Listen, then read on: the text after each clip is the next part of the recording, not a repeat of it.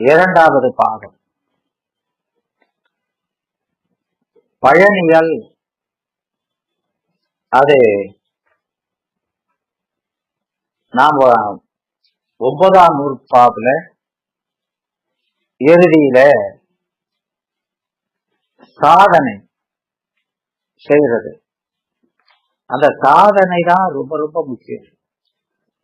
அந்த சாதனை செய்தால் அதற்கு பயன் இல்லையா? எதற்கு பயன்னா சாதனத்தை பெற்று சாதிக்க இல்லையா? அது சாதனம். எது சாதனம்னா என்ன? சாதனம்னா என்னது? சாதனம்னா கருவி இல்லையா? கருவினா என்னது?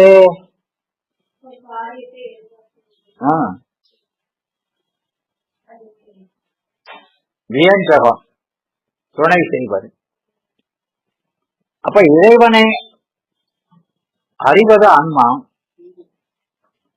அந்த அறிதல் நிகழ்ச்சிக்கு அறிதல்ங்கிறது எதன் அறிதல் அப்படின்னா தொழில் பெயர் இல்லையா? அந்த தொழில் நிகழ்வதற்கு துணை நிற்பது எது?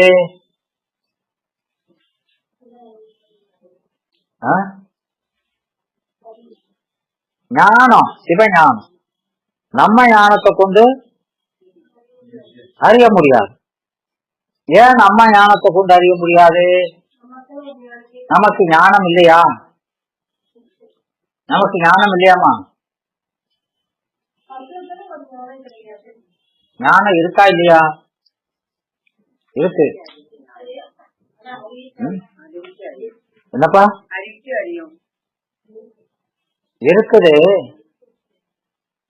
ஆனால் அது சுதந்திர ஞானம். அறிவு இருக்கு. அது அறிவுன்னு பேரளவில் தான் இருக்கு. என்ன? அதான் பொறியின்றி ஒன்றும் புணராத குந்திக்கு அறிவென்ற பேர். வேற அறிவுன்னு தான் இருக்குது. பேரறிவு இல்ல, பெயர் அறிவு. அது பெயர்கின்ற அறிவு தான். அந்த அறிவு பெயர் மாத்திரம் இல்ல, அது கண்ணுக்கு ஒளி இருப்பது என்றது போல. அதான் நமக்கு நம்ம தன்மையை சொல்லும் போதே என்ன சொன்னாரு உமாபதி? இருள் ஒளிகளா கண் தன்மையதான். ஆன்மா எப்படிப்பட்டது? இருள் ஒளியாலா கண். இருள்னு சொல்ல முடியாது, ஒளின்னு சொல்லி தொலைக்க முடியாது இல்லையா? இருளில் இருளாகி என்னிடத்தில் எல்லாரும் பொருள்கள் இல்லையோ இந்த புவியில அப்படின்னு யாரு கேட்டா?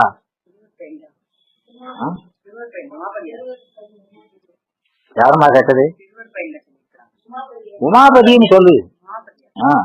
யாருன்னா ஆள சொல்லணுமா? அந்த உமாபதி தான் சொன்னாரு. அப்போ இருக்கு. அதான் 2 மிதி, 2 மிதி. அது சடமும் இல்ல, சூய சித்தும் இல்ல இல்லையா? அது யார் சொல்றா? மாணிக்க வாசகம் சொல்லு. இது சொல்லுது மாணிக்க வாசகம் சொல்லு.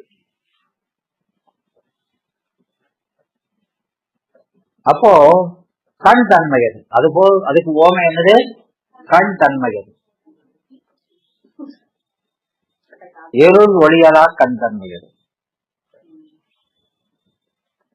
அப்போ கண்ணுக்கு ஒளி இருந்தாலும் அந்த கண் சுதந்திரமாக ஒண்ணு கூட பார்க்காது இல்லையா? அப்போ அதுக்கு ஒரு துணை இருக்கணும், ஒளி. அப்போ அந்த கண்ணொளியை விட சிறந்த ஒளி துணை வேணும். அந்த ஒளி ஏகதேச ஒளியா இருந்தா ஏகதேச காட்சி, வியாபக ஒளியா இருந்தா வியாபக காட்சி. இப்படிதான் வருது. அப்ப அதுக்குன்னு ஒரு தனித்தன்மைங்கிறது இல்லை. அதனால அத இருள் ஒளிகளா கண் தன்மையதாம் அப்படின்னாரு. அப்போ அதுக்குன்னு ஒரு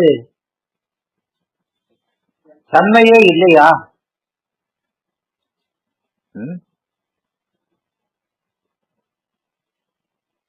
அதுக்குன்னு ஒரு தன்மை இல்லையா? இருக்கணும்லாமா? உங்களுக்குன்னு ஒரு பொருள்னா அதுக்குன்னு ஒரு தன்மை இருக்கணுமா இல்லையா? அது என்ன?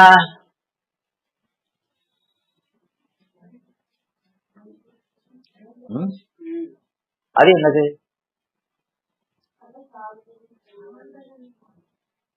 உங்க தன்மையை தான் கேட்காது. சொல்லுங்க, உங்க தன்மை என்ன?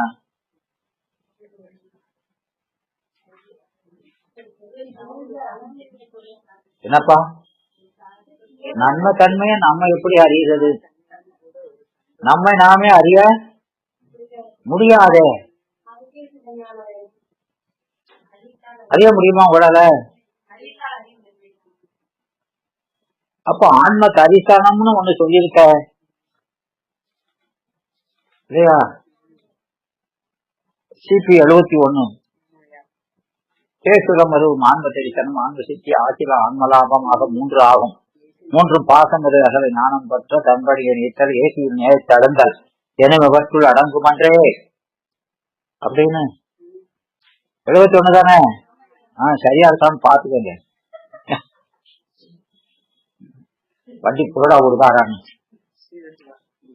செக்கிங் இருக்கணும்.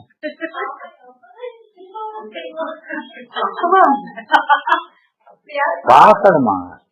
இப்படிதான் சொல்றது எனக்காக சொல்லல, உங்களுக்கும் இப்படி சொல்லணும்னு ஒரு ஆசை வரணும், நீங்களும் அப்படி சொல்லணும், அதுக்குத்தான் சொல்றது. நீங்களும்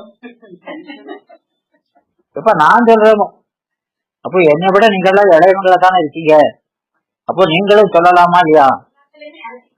என்னடா? கண்டிப்பா சொல்லலாம், அது வரணும். ஆமா, அப்படி நிறைய பேர் வந்திருக்காங்க.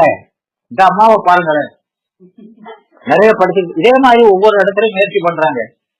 அதை பார்க்கும்போது சந்தோஷமா இருக்கு. அவங்க எவ்வளவு போறாங்க, இது வேற முயற்சி பண்றாங்கல்லாமா, அதான் முயற்சி பண்ண கடவுளா கொடுக்கறாரு இல்லையா? முயற்சி வேணும், முடிஞ்ச அளவுக்கு முயற்சி பண்ண. எவ்வளவு நாம பாடல்கள் நினைவு வச்சிருக்கோமோ அவ்வளவுக்கு நமக்கு மேம்பாடு தான். சொல்லும் போது லேசா புரியும். ஒரு திருமுறையதான் இருக்கட்டுமே, உங்களுக்கு தெரிஞ்ச திருமுறைக்கு ஒரு விளக்கம் சொன்னா உங்களுக்கு நல்லா விளங்கு, புரியாததை சொன்னா விளங்காது இல்லையா?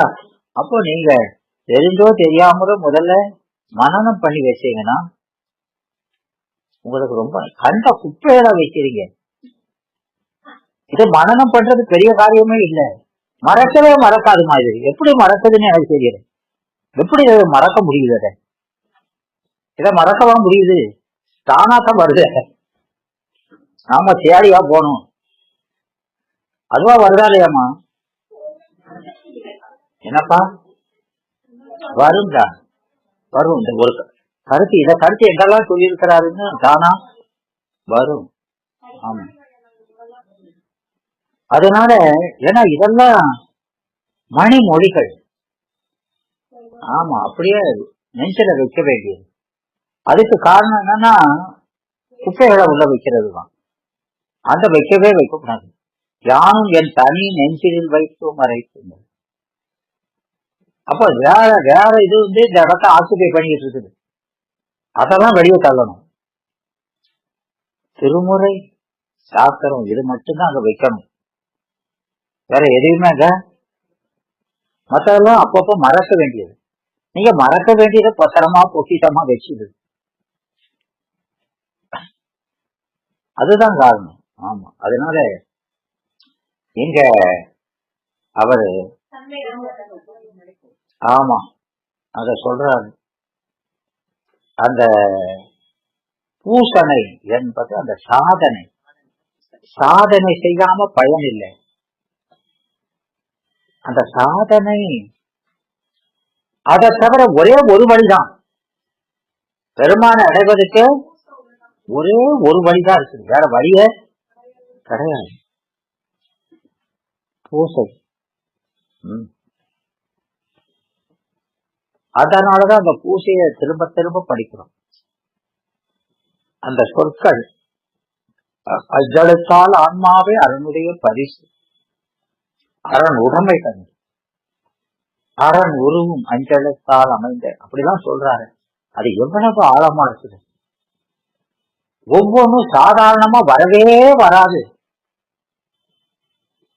அஞ்செழுத்தை எவ்வளவு சொல்றோமோ அவ்வளவுதான் இருக்குது. அதான் அம்மா யாரு கேட்டாங்களே இன்னைக்கு, அவங்க போயிட்டாங்க. ஆமா எழுதுறோம், நாங்க எழுதுங்க, கோடி எழுதுங்க, எத்தனை கோடினாலும் எழுதுங்க. ஆமா, அதனால அது எவ்வளவு சொல்றோமோ அப்பதான் அத சொல்ல சொல்ல சொல்ல சொல்ல நாம வெளுப்படைகிறோம். அழுக்கு போகுது, போக போக பெருமாட்ட அரசு அப்படியே குடிச போகும். விளங்குதாமா? விளைந்த பயிர் முருக முருக அப்படியே வளைவது போல பணிவு. விளங்குதா? ஆமா. அப்போ அது அப்படியே கீழே விழுறதுதான் அஷ்டாங்க நமஸ்காரம், டோட்டல் சரண்டர். கீழே விடுறதுனானது. ஆமா, ஓங்குணவின் உள் ஒடுங்கி அப்படி நீ கிடக்கிறதுதான். உன் சரணல்லால் சரண் இல்லை, உன் சரணல்லால் சரண் இல்லை, உன் சரணமே எனக்கு துணை. அப்படி வர்றது. அது வராம பூசை செஞ்சு பிரயோஜனம் இல்லை. அப்போ நம்ம கண்ணுல படுற காட்சியெல்லாம் அரண் உருதான். ஆமா, அதான் நம்ம மோட்டம். உள்ளும் புறமும் ஒரே காட்சி பார்க்கிறது. அகம் புறம் என்றிருந்தால் அச்சனை புரியும் என்ற சதந்தனில் இரண்டமின்றின்னு சொல்றாரா? அப்போ அகத்திலையும் புறத்திலையும் ஒரே காட்சி. உள்ள என்ன பார்த்தோமோ அதான் ஞானத்தில் ஞானம்ங்கிற, அதான் நிட்ட, அதான் 11 சொல்றாரு. விளங்குதா? அப்போ அந்த பாட்டுல லேசா அப்படி சொல்லிட்டு போறாரு. அது முதல் நூல்ல சொல்றது அப்படியே வழி நூல்னு சொல்றாரு. அப்படி சொல்ற அந்த சொல்லுக்குள்ள எவ்வளவு ஆழம் இருக்குங்கிறத புரியணும். அது சாதாரணமா வர்றதில்லை. அஞ்செழுத்தை நாம எவ்வளவு சொல்றோமோ அந்த அஞ்செழுத்தை உச்சரிக்க இல்லையா? ஆமா, அத அறிவினால் கணிக்க, அதை கணிக்க கணிக்கத்தான் வருது.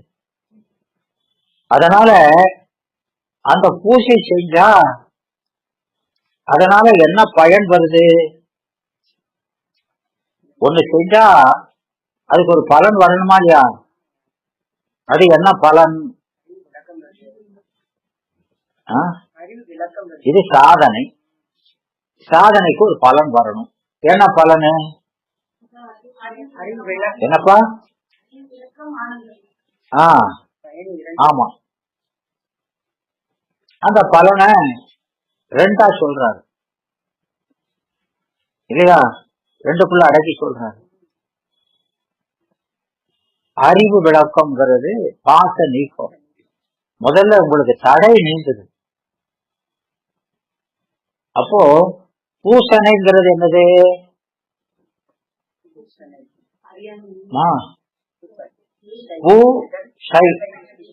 இல்லையா? தடை நீங்கிறதுக்கும் குணம் விளங்குறதுக்கும் ஆனா முயற்சி, அந்த முயற்சி அதான் பூசணை இல்லையா? அப்ப அதான பயன். அந்த பயனை நோக்கிதான் இதை செய்யறோம். டார்கெட் அது இல்லையாமா? ஆமா, அதத்தான் நீச்சல் விண்ணப்பம். அப்போ பூசணைங்கிறது விண்ணப்பம் இல்லையா? விண்ணப்பம். விண்ணப்பம்னா என்னது? ஏமா விண்ணப்பம்னா என்ன?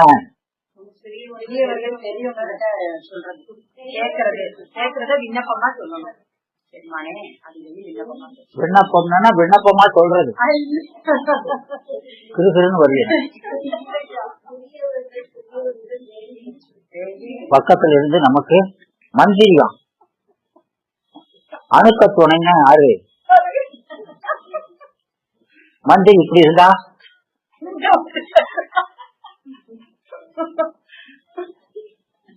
ராஜாவும் முட்டாளு.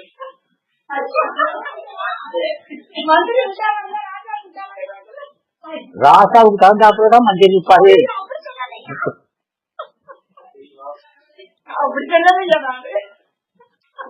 நீ எப்படி சொன்னாலும் சரிதான்.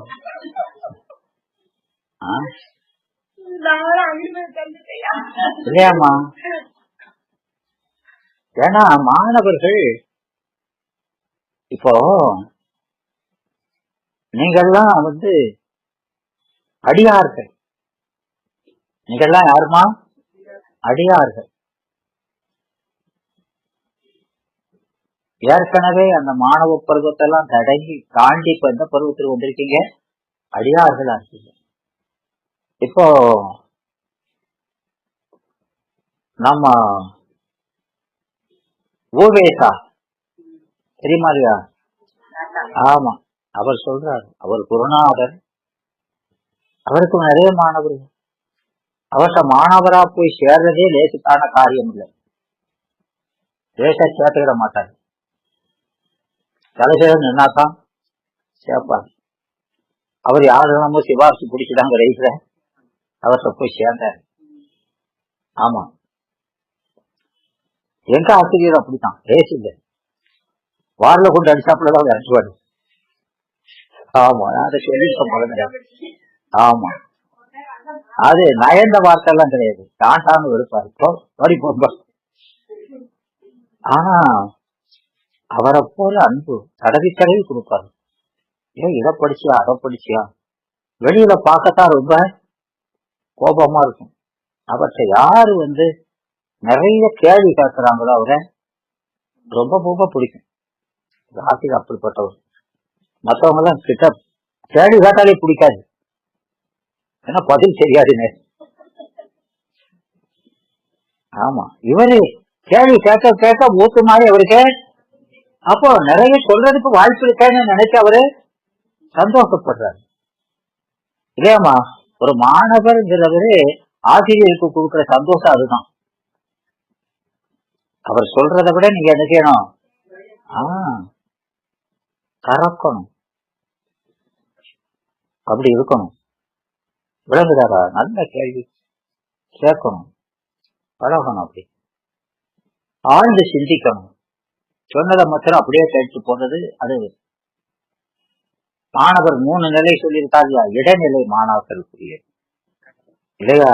ஆமா, அதனால இங்க இந்த பூசணை செய்ததுனால வரக்கூடிய பயனை சொல்லும் போது ஒன்னு பாச நீக்கம்,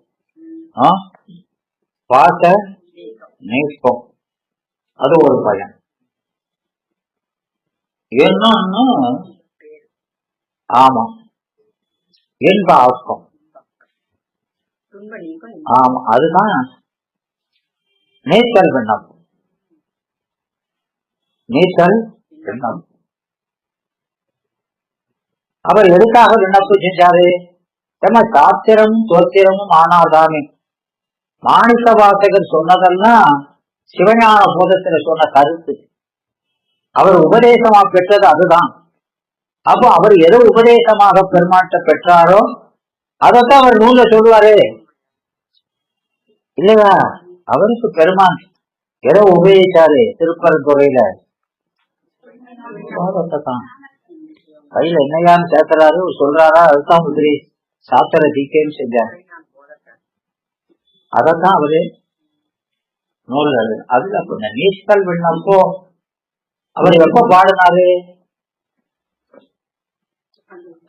எப்பமா நீச்சல் விண்ணப்பம் பாடினாரு? என்னமா உத்தர கோஷ மங்கைனா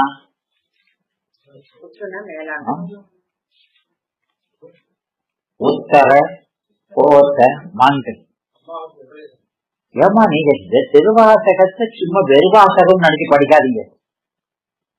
அது திருவாசகம், நமக்கு திருவை தருகிற வாசகம். ஒவ்வொன்றிலையும் ஒவ்வொரு சொல்லிலையும் ஆழ்ந்த பொருள். உத்தர அப்படின்னா வடக்கு, மேலன்னு அர்த்தம். மேலன்னா முச்சி. கோசம்னா கோசரம் படிச்சிருக்கா? கோசரம்னா அதீத கோசரம் 8 மது அடைதல். அப்போ உத்தரம்னா மேல முச்சி, முச்சியை அடைகிற மங்கை. உத்தர கோச மங்கைன்னு அருள் சிவஞானம்னு அர்த்தம். உத்தர கோசம் மங்கைனானது முச்சிக்கு வாயில், முச்சிக்கு வாயில். அப்போ அந்த உத்தர கோச மங்கைக்கு வந்த மாணிக்க வாசகன் அங்க ஞானாசிரியரை தேர்ந்தார். ஞான முதல தேர்ந்தார். எதை தேடுறாரு? தேடுவாரா இல்லையா? அங்க சிவமா காட்சி கொடுக்கிறாரு. வருவாய் வருவாய் அருள்வாய் உடனே அப்படின்னு யார் சொன்னது? சொன்னாராது. அதுபோல அந்த அருணகிரியார்னா என்ன? அருணகிரியார்னாமா அருணகிரி யாரு? செம்மலை, ஞானமலை. அருணம்னா சிவப்பு, ஞானத்தை குறித்த மலை, ஞானமலை இல்லையா? அதனால அவர்கிட்ட பேசுறாரு. விளங்குதா? அந்த ஞானாசிரியரா காட்சி கொடுக்கலையே அப்படிங்கிறதுக்கு தான் என்னை நீத்து விட்டேரோ இல்லையா? எங்க அந்த 999 பேரை போகும்போது இவரை இங்க விட்டுட்டு போயிட்டாரு.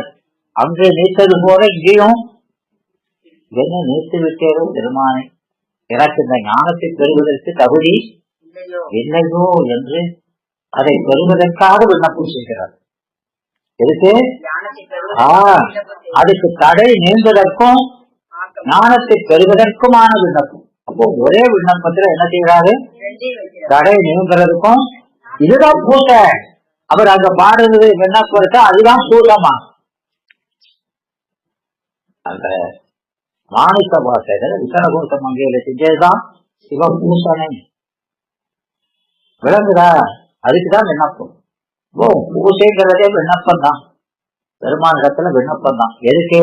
தடை நீக்குவதற்கும் ஆமா அறிவு விளங்குவதற்குமான விண்ணப்பம். செய்தாரா? அப்போ அந்த பூசை நிலை செய்கிறது சாட்சியம். இது சாதனை, அது சாட்சியம் இல்லையா? அது பலிக்கிறது. அதாவது பலிதம், பலிதம் பலிதம்னானது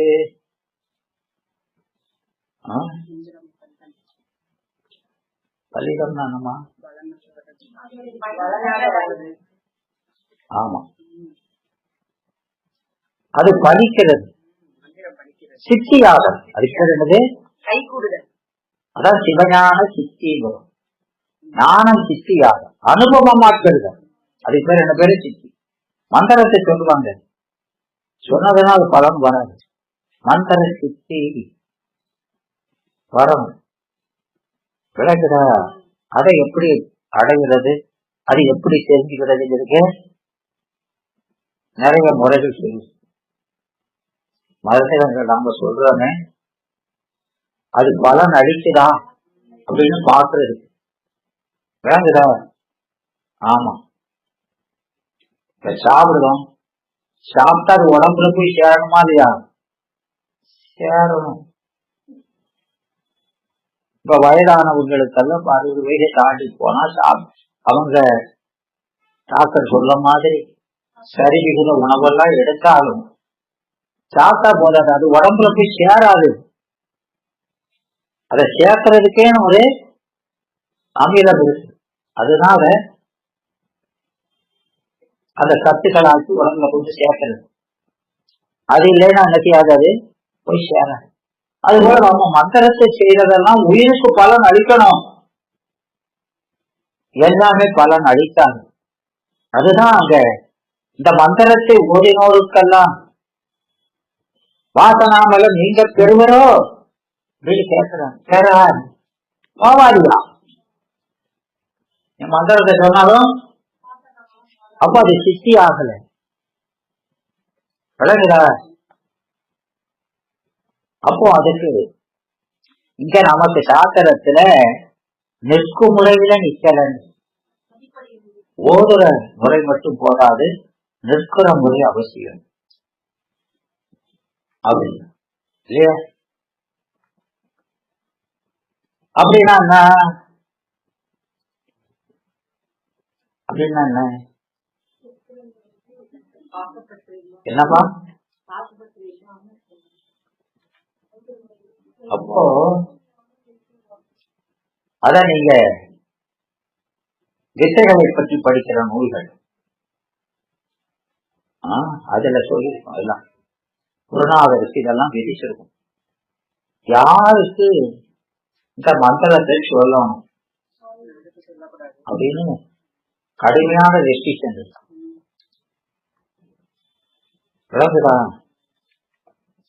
அந்த மந்திரத்தை அவனுக்கு உபதேசம் பண்ணணும்னா அதுக்கு தகுதி இருக்குதான்னு பார்த்துதான் கொடுக்கணும். தகுதி இல்லாத கொடுக்கலைன்னா அவருக்கு அது பெரும் பழி.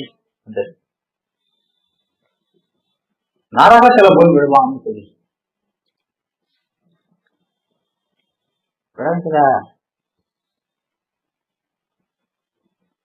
அப்ப இந்த ஆச்சாரியர் தீட்சை கொடுக்கிறாரு. அந்த ஆச்சாரியருக்கு என்ன பேரு? அந்த அபிஷேகம் பாக்குறாரு. அது அஸ்திராபிஷேகம். இந்த ஆச்சாரிய அபிஷேகத்தை எப்படி சொல்றாங்க? அஸ்திராபிஷேகம். அப்படின்னா என்ன? அப்படின்னா என்னடா? அஸ்தர என்னமா? பெருமானுடைய அஸ்தர் பாசுபதம். விளங்குறாமா? அப்போ பெருமானுடைய அஸ்தரமா இவர் நிக்கிறாரு. எய்தவன் யாரு? இவன் வெறும் கருவின்னு அர்த்தம். என்னமோ வச்சுட்டாங்க அவனுக்கு. திருவடியெல்லாம் அப்படி சொத்து கும்பிடுறான். ஆச்சாரிய அவன் செய்ய முடியாதுமா. அருளை உயிர்ல நிகழ்த்துவதை சிவபெருமான தவிர வேற யாருமே செய்ய முடியாது. அப்ப இவங்க யாரு? ஆச்சாரிய இவருதான் நீங்க சிவம்னு நினைச்சுக்கொண்டு வச்சுக்கணும்னு சொல்றாங்க. இவரு அவர் அஸ்திரம். விளங்குதா? இவர் கருவி. இவர் மூலமா அவர் உனக்கு அதை கொடுக்கிறார்.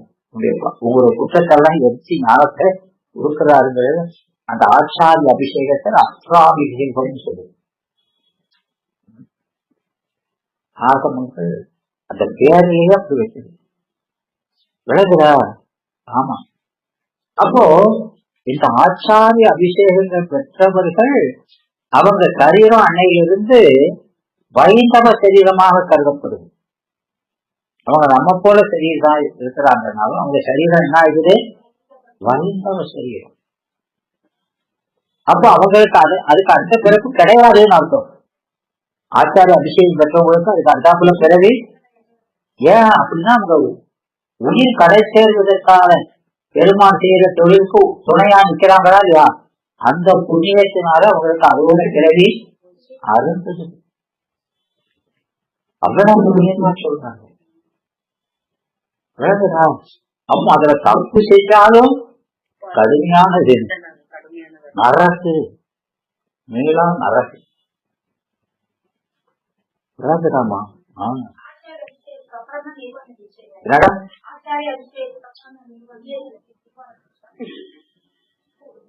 என்ன கேட்கறீங்க? இந்த விளங்கல.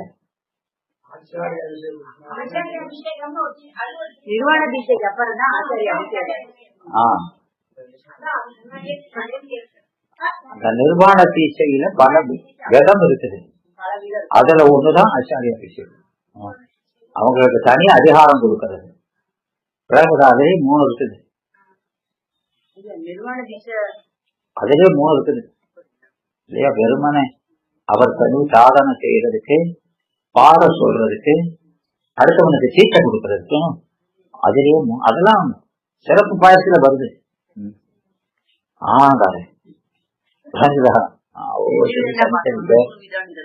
அதனால அந்த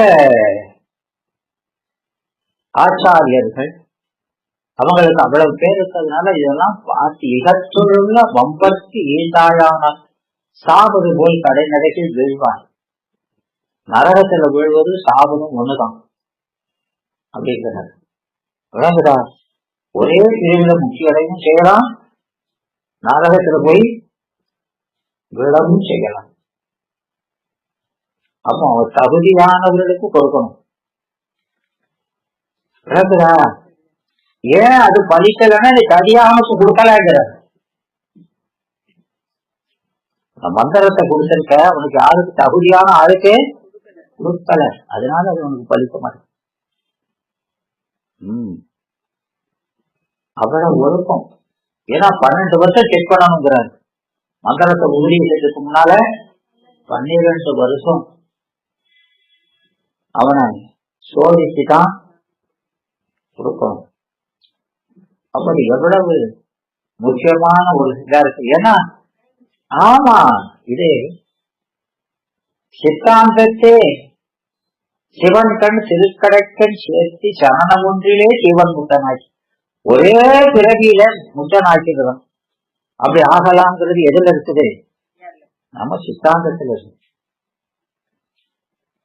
இல்லையா? ஊழி காலம் போனாலும் முச்சி அடையாம இருக்காங்க. ஆனா ஒரே பிறவில முச்சி அடைய வழியே இருக்குது. முயற்சி, தாழாத முயற்சி. விளங்குதா? நாம எவ்வளவு கடைப்பட்டவனாகவும் இருக்கலாம்.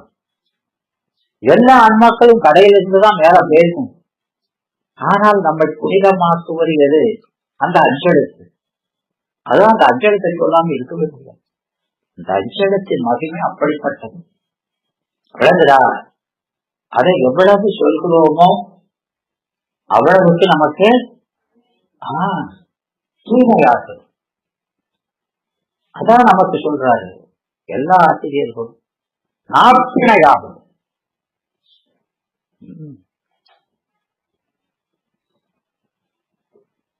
மாப்பிணை கழுவிய மாதூர் காதல் நாப்பிணையாகும். அப்ப மாப்பிணை கழுவிய மாதூர் காதல் அப்படின்னா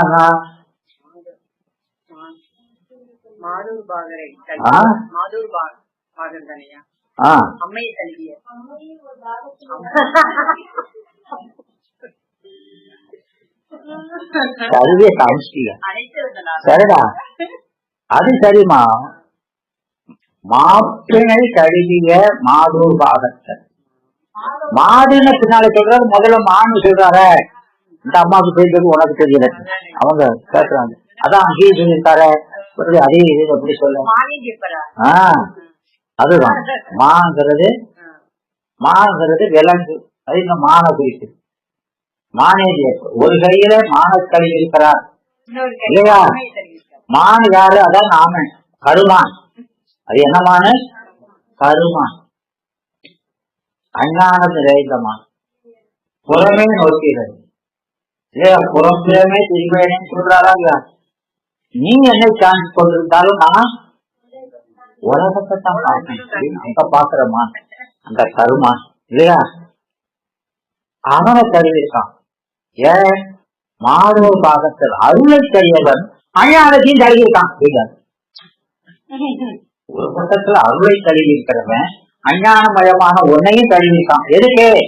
நீ இதாக நீ ஞானம் பெறுவதற்காக உன்னையும் ஒரு பக்கத்துல தழுவி இருக்கிறான் அப்படின்னு சொல்றாரு. விளங்குறாமா? ஆமா. அதனால நீங்க அப்ப என்ன செய்யணும்? நாம் பிணையாது. இப்ப நீங்க செய்ய வேண்டியது அவன் செய்யறது, அது நீங்க செய்யணும். அவன் மட்டும் ஒருத்தன் மட்டும் செஞ்சா, பாட்டியார் மட்டும் முட்டி முட்டி சொல்லி கொடுத்துருக்காரு. இவன் காது கொண்டே கேட்கலன்னா என்ன செய்ய? இவனும் முயற்சி செய்யலாமா? அப்போ அதுதான் அங்க வழித்துணை படுவான் முயல்கின்றேன். மேய்ப்பவன் மேய்ச்சாலும் மாடு அந்த பக்கத்துல போகணும். ஆழ்வாதிரி மாடு போல கள்ள மாடா அங்கேயும் போகக்கூடாது. போனோமா இல்லையா? போகணும்.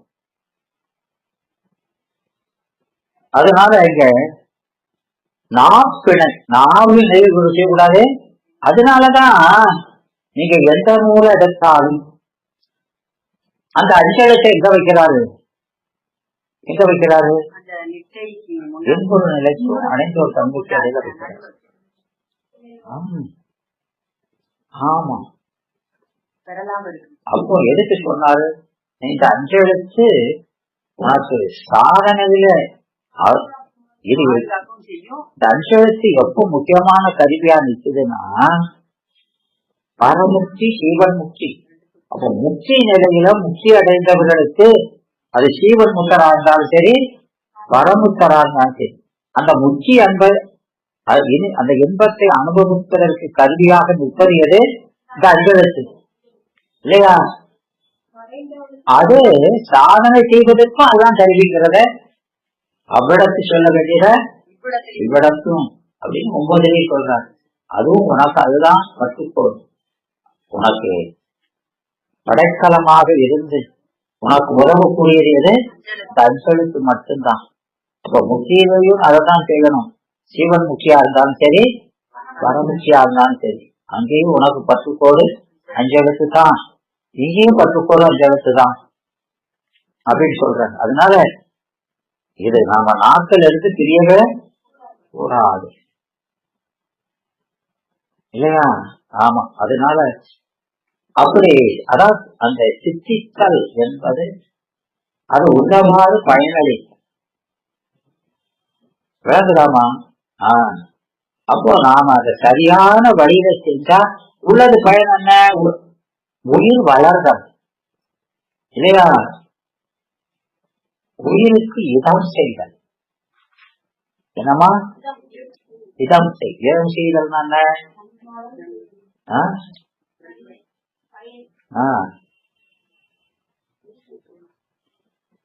அப்போ உயிரை வளர்க்கிறது தான் இதம் செய்தல்.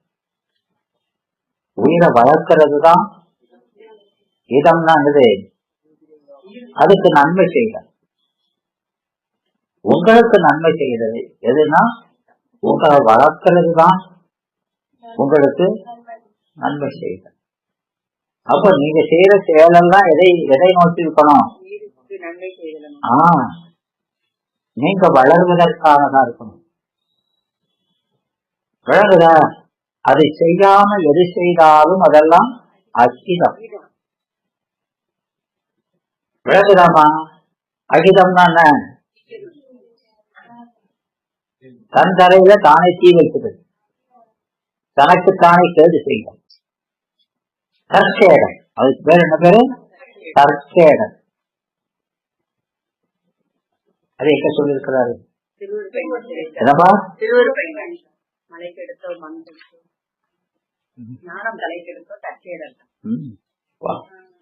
அது சரி, அதான் சொல்லிட்டேன். தனக்குத்தானே கேடு செய்யும். அப்ப நமக்கு கேடு செய்யறதுக்கு வேற யாரும் வெளியிலிருந்து வர்றது? நமக்கு நாமே வைதி. நமக்கு நாமே வைதி. அதனால எங்க அந்த பூஜை செய்யும் போது அந்த பலன் அளிக்கணும்னா எப்படி நிக்கணுங்கிறாரு? நிற்கும் முறையில நிக்கணும். அப்ப நிற்கும் முறையில நின்னா பயனளிக்கும். எப்படி நிக்கிற முறை?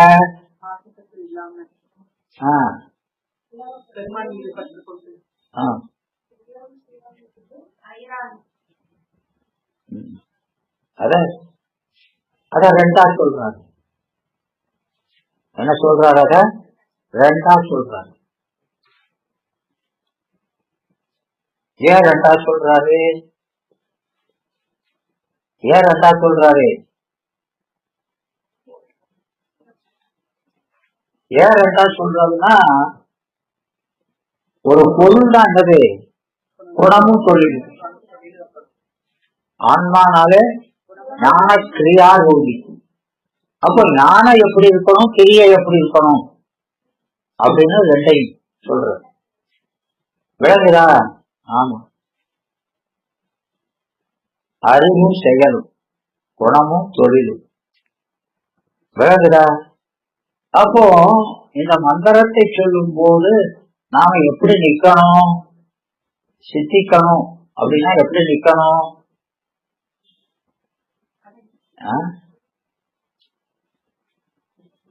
கோயில போய் சாமி கும்பிடுறதுன்னா எப்படி நிக்கணும்? எப்படி கும்பிடு என்னமா? கோயில போய் என்ன செய்வீங்க? ஏமா கற்ப கிரகத்துக்கு போயாச்சு, என்ன செய்வீங்க?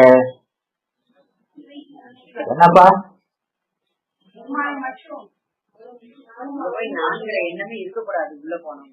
இப்படிங்கிறீங்களா இல்லையா? இப்படின்னா என்ன? இது சிவம், இது ஆன்மா, ரெண்டு ஒற்றி நிற்கிறது. அதான் நமஸ்கார முத்திரை. இந்த ரெண்டு பேர்ல இப்படி வைக்கிற மாதிரியா? இது நம்ம அறிவு, இது சிவம், இது சிவ போதும், இது சிவ போதும். இதுல அடங்கி இல்லையா? அப்போ ஆன்மா மலம் எல்லாம் அவனிடத்துல ஒதுங்கி நிற்கிறது. விளங்குதா? எனவே அறிவு அடைந்தது. ஆன்மா அறிவு பெருமான் இடத்துல அடைந்தது.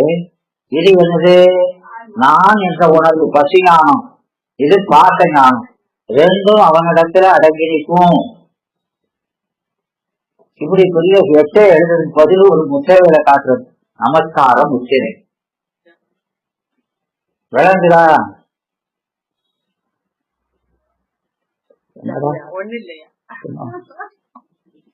ஒண்ணுமே இல்லை, ஒரு கம்மி.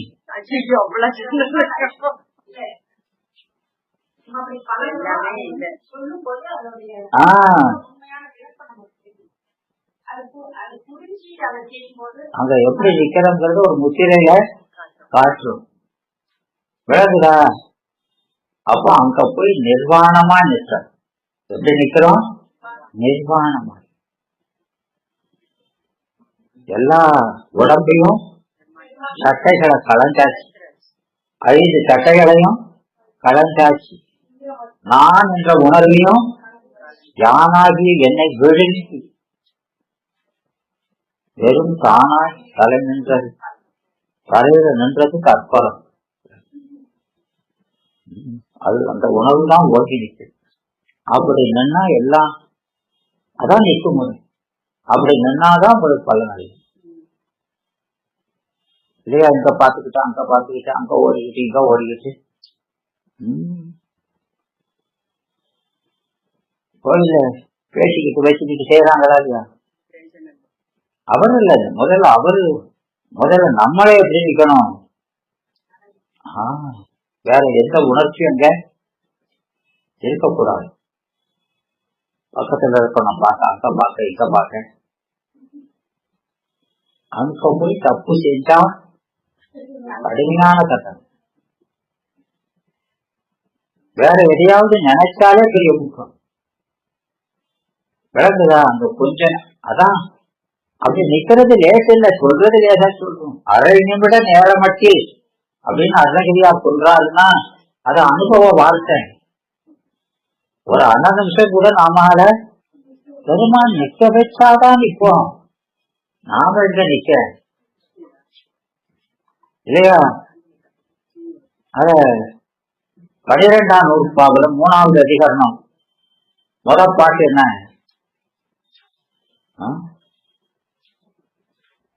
முதல் 12ஆவது நூற்பாவுல 4 அதிகரணம் இருக்கா இல்லையா? அதுல தன்னுணர வேண்டி தனதுருவை தாங்கிறது தன்னுடைய இருத்தலால் என்ன சொல்றாரு? தன்னுணர தன்னுள் இருத்தலாம். யாருக்கு?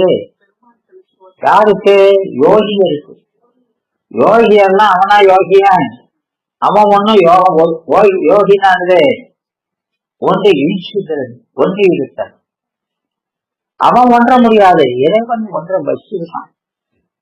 தன்னுள் இருத்தலால் தன்னுணரும் நேசத்தால் சம்பாடுகள் தழிநுள் போல் பாசத்தால் இருக்கின்றான். பதிவு சொல்றாரா இல்லையா? சொல்றாரு. ஆமா. அப்போ அங்க நிற்கும் போது நாம எப்படி இருக்கணும்? அவனுக்குள்ள அடைஞ்சு நிற்கணும். அப்படி அடங்குனாதான் பாசம் அடங்கும். அவனுக்குள்ள நாம அடங்குனாதான் பாசம் அடங்கும். அது 10ஆம் நூற்பார் 2வது அதிகரணத்துல சொல்லியிருக்காரா இல்லையா? ஆமா, இந்திரியங்கள் இணைப்பற்றி நின்றே எண்பகத்தை இசையாதே என்னை தன்வகத்தை இருப்பது இவற்றினோடு இணையுடையாங்காக வந்தனை செய்து இவற்றின்படி அருளால் வாட்டி தான் வாட்டமின்றி நின்றிடவும் வரும் செயல்கள் உண்டே இதனுடைய செயல் என்று முடித்து உழைக்க வினைகள் மூலா அங்கு இல்லையா சொல்றாரா இல்லையா? ஆமா, மேல ஆளாகி மேலான்னு இருக்கிறார். விளங்குதா? அப்போ கருவிகள்லாம் நம்மகிட்ட ஒதுக்கி நிக்கணும்.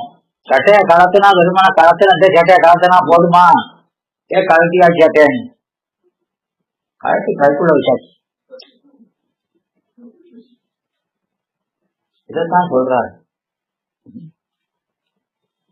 2வது சாத்திரத்துல. அங்க நிஷ்டை அப்படின்னா அறிவு அசைவரை இருப்பது நிஷ்டை. அசைவரன்னா என்ன? பாசத்தை நோக்காது, நமக்களை நோக்காது, சிவத்திலேயே நோக்கி நிற்பதுதான் இல்லையா? அது அந்த 86 என்னடா சீப்பா 86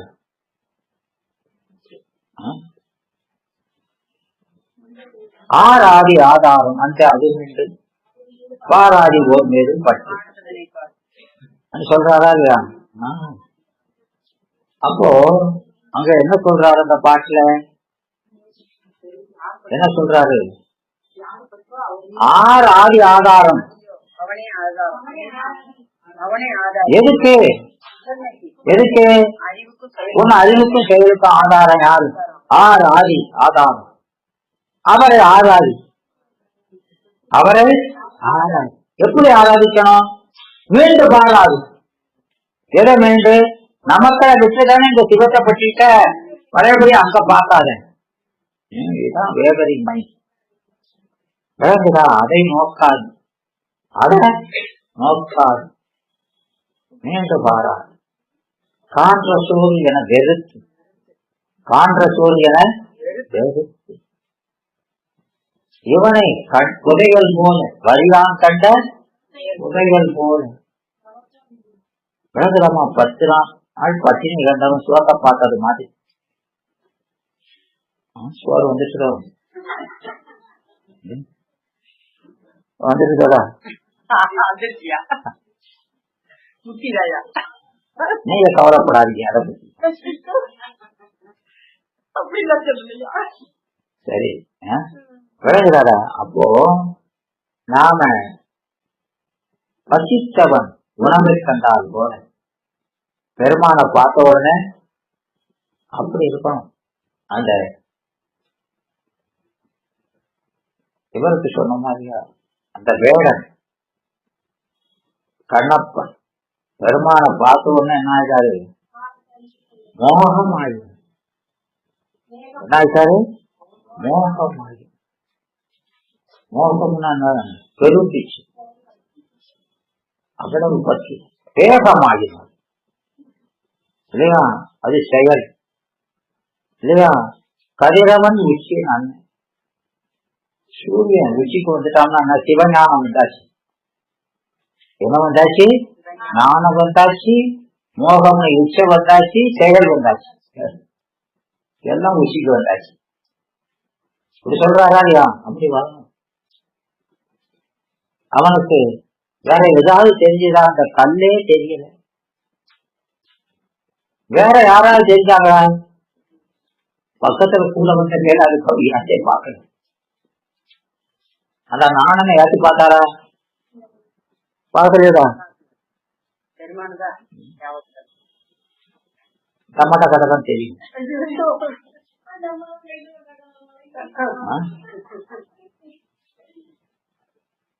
இவங்க காலத்தி வேணும் அடியாது. நானும் பூங்கோதை. அந்த அம்மைக்கு என்ன பேருமா? என்ன அருமையான ஒரு பேரு. ஞான பூங்கோதை ஞானமா?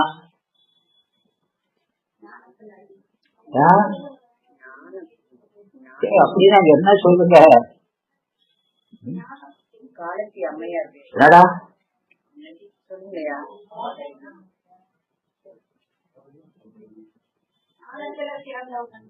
ஞானமாகிய கோதை.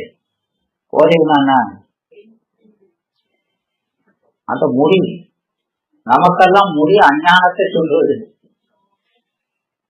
இப்போ டீச்சர் வாங்கும் போது நிர்வாண டீச்சரை மொட்டை போடுறாங்களா இல்லையா? ஏன் மொட்டை போடுறாங்களா இல்லையா? அது என்ன? திரோதான சக்தி நீக்கம். விளங்குதா? அப்ப அந்த முடி என்பது அஞ்ஞான நீக்கம். அவருக்கு ஞானமே கோதையாகும். விளங்குதாடா? நல்லா சொல்லியிருக்காங்களா இல்லையா? ஆமா.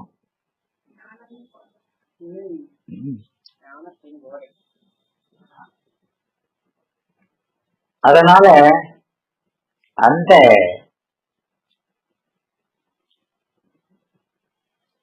பத்தாம் நூற்பாவில் நாம் அந்த பூஜை செய்யும் போது ஏகநாசி எதனால ஏகநாசுறோம்? யாரோட ஏகநாசுறோம்? பெருமானோடு இல்லையா? பெருமானோடு ஏகநாசுறோம். எதனால ஏகநாசுறோம்?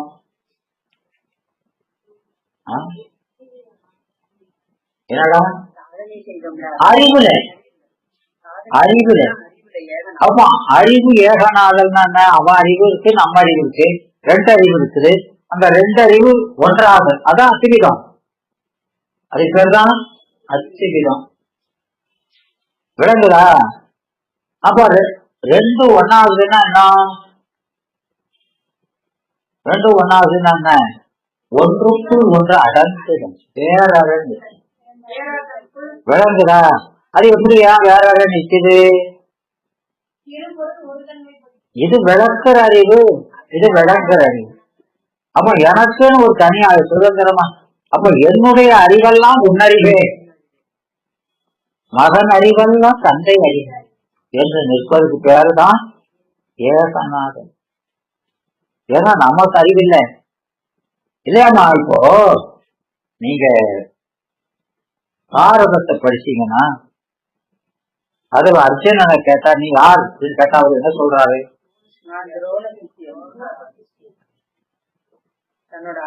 நான் என்னாருக்கு புத்தரன்னு அப்படி சொல்றது. துரோண சிஷ்யர். யார் வேற சொல்றாரு? தனக்குன்னு ஐடென்டிட்டி கிடையாது, துரோனுடைய விஷயம். அப்படின்னா நீ யாருன்னா நம்ம அறிவைத்தான் சொல்லணும். என்னுடைய அறிவுனா துரோனுடைய அறிவுதான் அறிவு, எனக்குன்னு ஒரு அறிவு இல்ல. இதுதான் ஏகநாதன். இது பேருதான் ஏகநாதன். நமக்குன்னு அறிவில்லை, செயல் இல்லை, எல்லாம் யாருடையது? பெருமானுடையது என்று தன்னை வேறாக கருதாது அடங்கி நிற்றான். அவனுக்குள்ள அடங்கி நிற்றான். அதான் உடனாதல் வரும் இல்லையா? எப்படி உடனாதல்?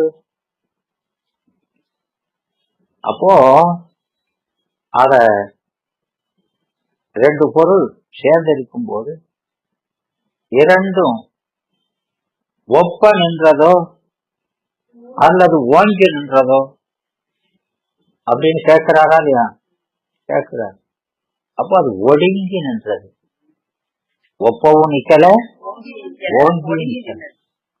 இது 5ஆம் நூற்பாவிலே சொல்ற. அழகுடா, ஒடுங்கி. அப்படி அந்த ஆன்மான்னு ஒண்ணு இருக்குது, அது தனித்த பொருளா இல்லாம அப்பணைந்த உப்பு போல, அப்பணைந்த உப்பு போல தன்னை காட்டாது, தன்னை உணராது நிற்ற, யானாகிய என்னை விழுங்கி நிற்ற. விளங்குதா? அதான் என்னை இழந்த நலம். அப்போ நாம்ங்கிற உணர்வு போனா நலம். அத நாம சிவானந்த மாலையில பார்த்தோமா இல்லையா? பார்த்தோமா?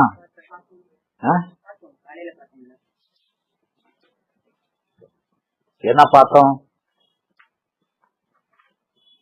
என்ன நம்ம பார்த்துட்டோம்?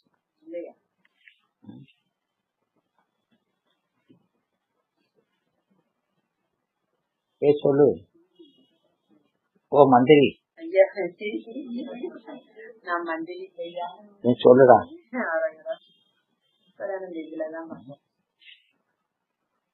சொல்லுமா.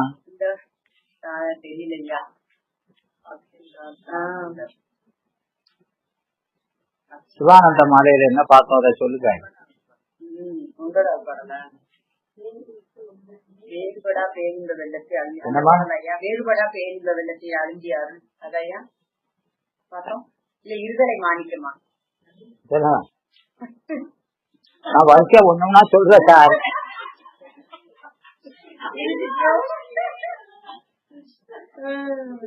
ஒரு டெக்னிக்கலா உங்களுக்கு தான் தெரியுது. பெரிய கிளாரியா இருக்காள. நான் வரிசையா சொல்றேன், நீங்க என்ன வந்துடும். நீ கருணை மலையா இருக்க, நான் பாவ மலையா இருக்கேன்னு சொன்னாரு. இன்னைக்கு வேற என்ன சொல்லணும்?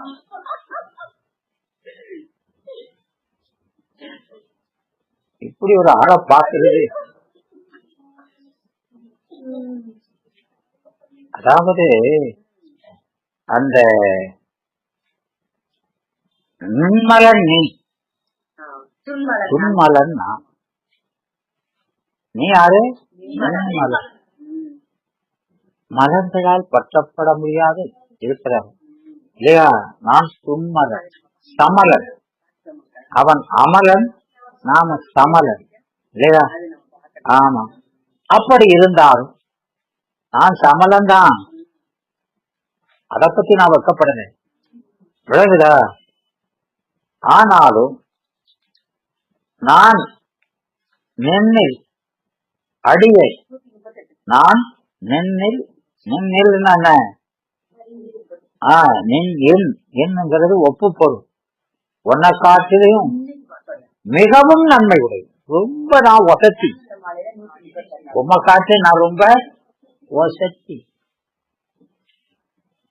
நான் சமலம் தான், ஆனாலும் நான் ரொம்ப வசதி. அப்படி சொல்றாரு. மிகவும் நன்மை உடைய. எப்படின்னு உனக்கே சந்தேகம் வந்திருக்கும். தப்ப என்ன அப்படி சொல்றாங்க? நான் சொல்றேன் கேடு. இவரு அவருக்கு சொல்றாரு. யாருக்கு? அறிவிப்பவருக்கு அறிபவர் சொல்றாரு. நாடிக்கை. நாடிக்கை என்ன? இவன் சொல்றத என்னத்த கேட்கறதுன்னு விட்டுறாத, கொஞ்சம் கவனமா கேளு. நான் சொல்றது காரணம் சொல்றேன், கவனமா கேளு. சென்மயனே, ஏன்னா நீ பேர் அறிவின. உன் உடம்பு பூரா வணக்கம், உடம்பே அறிவுதான். எனவே சென்மயன் உன் கேடு இல்லையா? உன் கேடு பாச இருளாகும். என் அருகில் உன் கேடு. உன் கேடுன்னு என் அருகில் உன் கேடு. நீக்கு ஒரு கணப்பொழுது என்னை விட்டு நீங்கிட்டா ஒரே இருள். பாச இருளாகும். ஒன்றுமில்லா. நான் ஒரு காசு பெறாதவன் தான். உன் கூட யாவையும் சூனியம்னாரு உன்னை நோக்க நான் வெறும்பயதான், பதல் தான். ஆனாலும் ஒன்றுமில்லா என் கேடு ஆனந்தமாகிறது.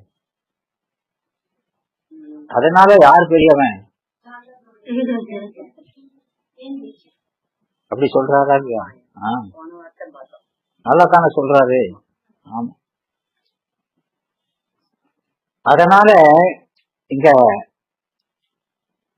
பெருமானோடு ஏகநாதல்னா தன்னை மறந்து பெருமானத்துல அடங்கி நிற்கிறது. அந்த அடங்குறதுக்கு காரணம் என்ன?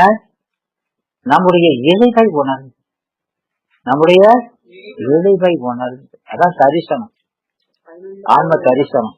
அந்த ஆன்ம தரிசனத்தினால அவங்கிட்ட அடங்கி நிற்கிறது. விளங்குதா? அப்படி நிற்கிறோம். அப்படி நின்னா ஆணவங்கள வாசனை போகுது. அதுக்கு ஒரு பயன். விளங்குதா? அதுபோல செயல்ல இல்லையா? என் பணி நீத்தல், தன் பணி நீத்தல், அது ஆன்ம சுத்திங்கிறார். ஆன்ம சுத்தி. அப்போ ஆன்மா தன்னுடைய உண்மை இயல்பை அறிஞ்சிட்டுனா என்ன செய்யணும்? அந்த நிலைக்கு போகணுமா இல்லையா? ஆமா, அது சாதனை செஞ்சு போகணும்.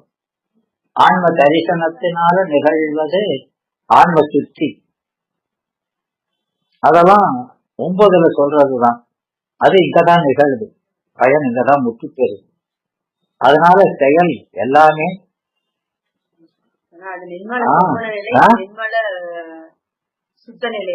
என்னமா? ஆமா, இந்த நிலையில செயல் எல்லாம் எப்படி இருக்குது?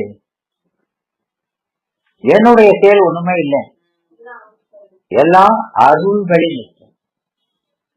முதல்ல அறிவுனால அவன்கிட்ட அடங்கி இருக்கிறது முதல்ல, செயலால அருள் அடங்குதல்.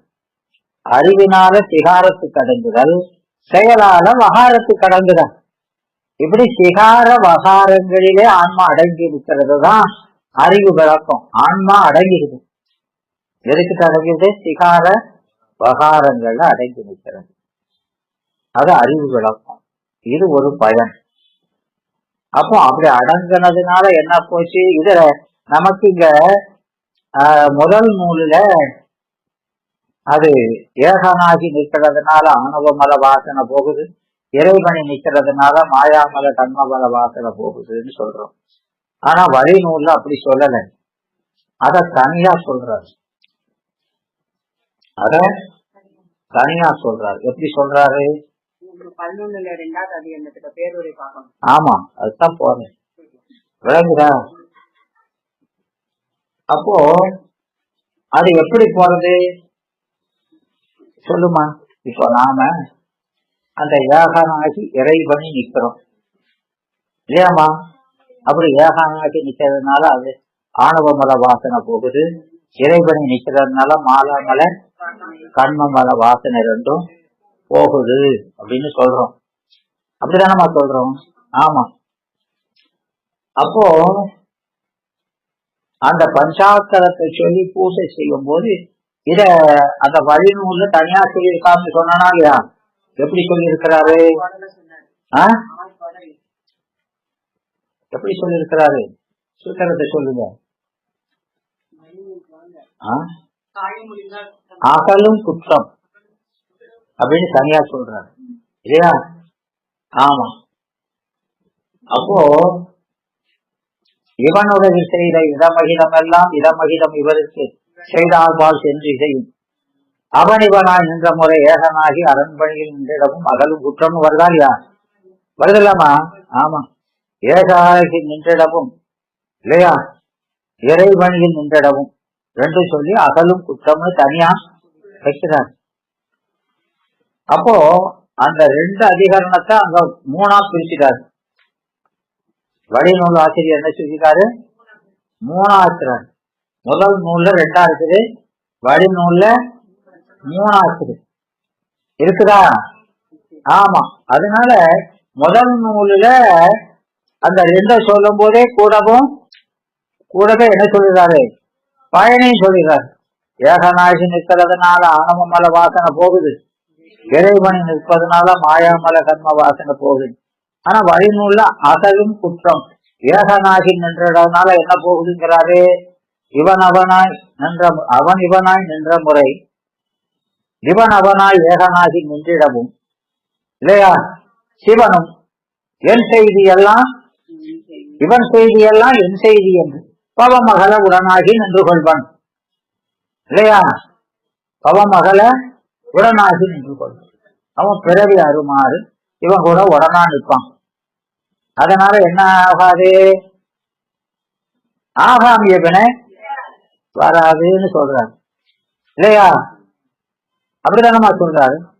அரண்மனையில் நின்றிடவும் அப்படின்னா இவனுக்கு செய்தது எனக்கு செய்தது. இவனுக்கு யார் எதை செய்தாலும் அப்போ அது என்னது? இவனுக்கு செய்ததுன்னா பிராரத்தம். அது எனக்கு செய்ததாகி அவனை எடுத்து கொள்வோம் இல்லையா? அப்போ ஏகனாகி நிற்கிறதுனால ஆகாமியத்தை ஏற்றுக்கிடுவான், இறைவனை நிற்பதனால பிராரத்தத்தை ஏற்றுக்கிடுவான். இல்லையா?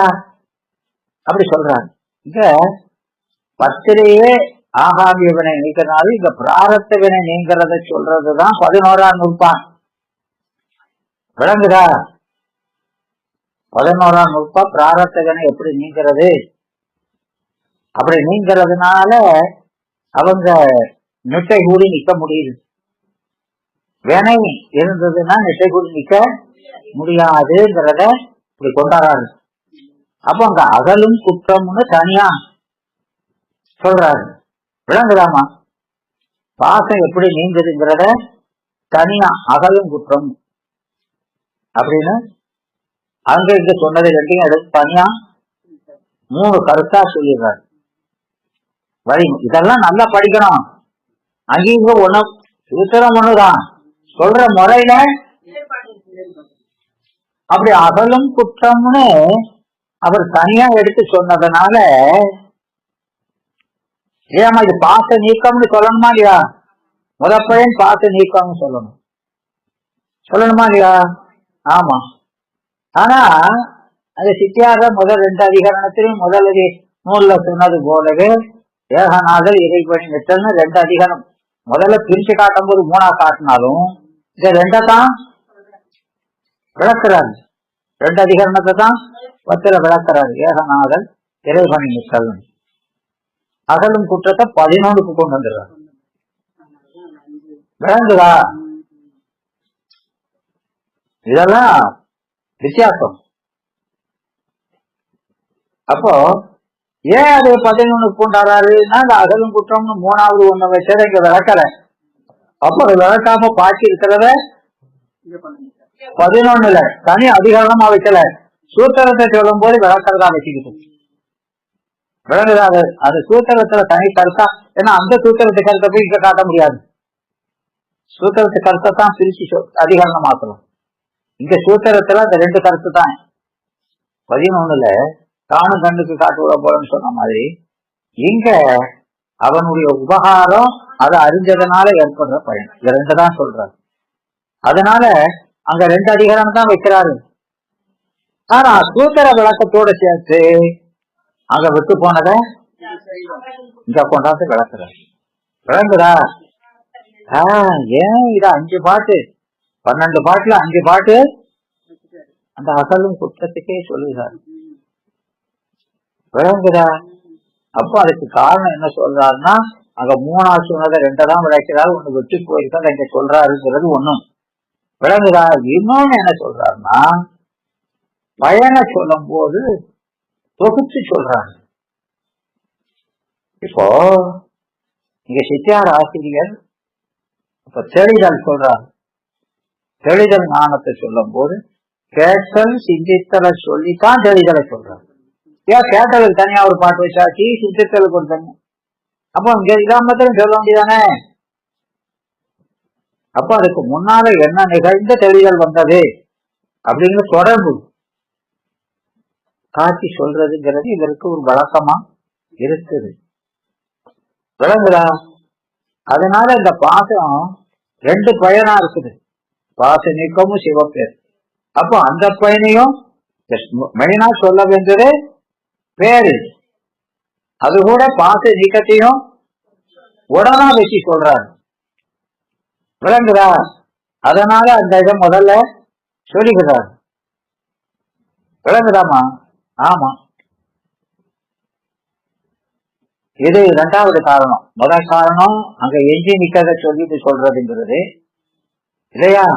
அப்போ பாச பயனை சொல்லும் போது 2 பயனை தொகுத்து சொல்றதுங்கிறது 2வது காரணம் சொல்றாரு. விளங்குதா? 3வது என்ன சொல்றாருன்னா இந்த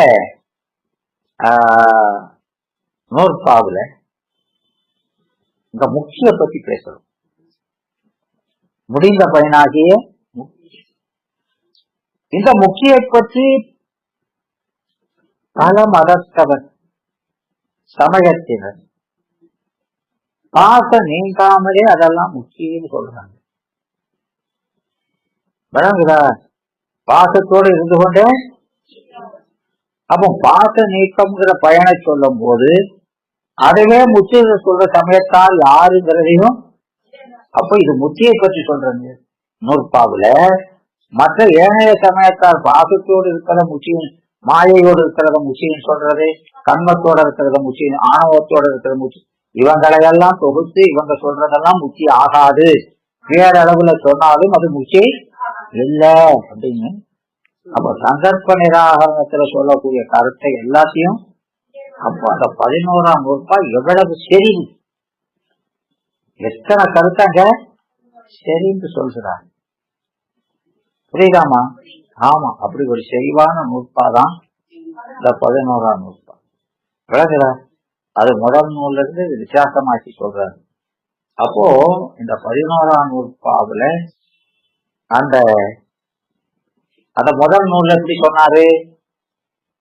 காணும் கண்ணுக்கு காட்டு விளம்போட காண உள்ளத்தை கண்டு காட்டலும் அயரான்பின் அரண்கடல் செல்லுமே அப்படிங்கிறார். கண்டு காட்டலின் அப்படிங்கிறது வரைக்கும் முதல் அயராமியாலாகிய அன்பால் அரண்கடல் செல்லுங்கிறது அது 2வது அதிகரணமா வச்சிருக்காரு இல்லையா?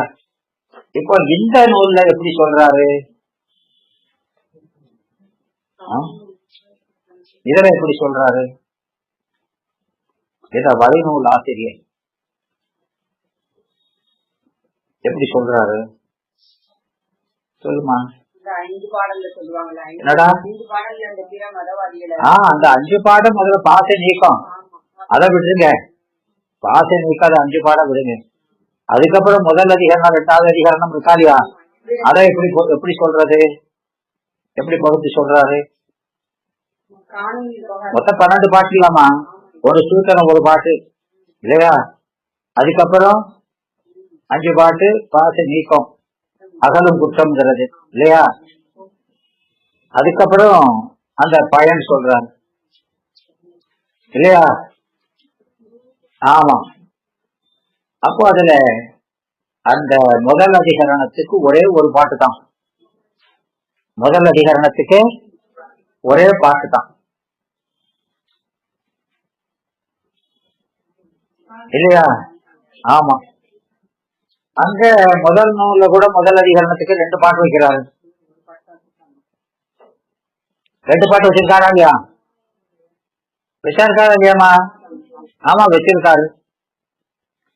ஏன் 2 பாட்டு வச்சிருக்கிறாரு?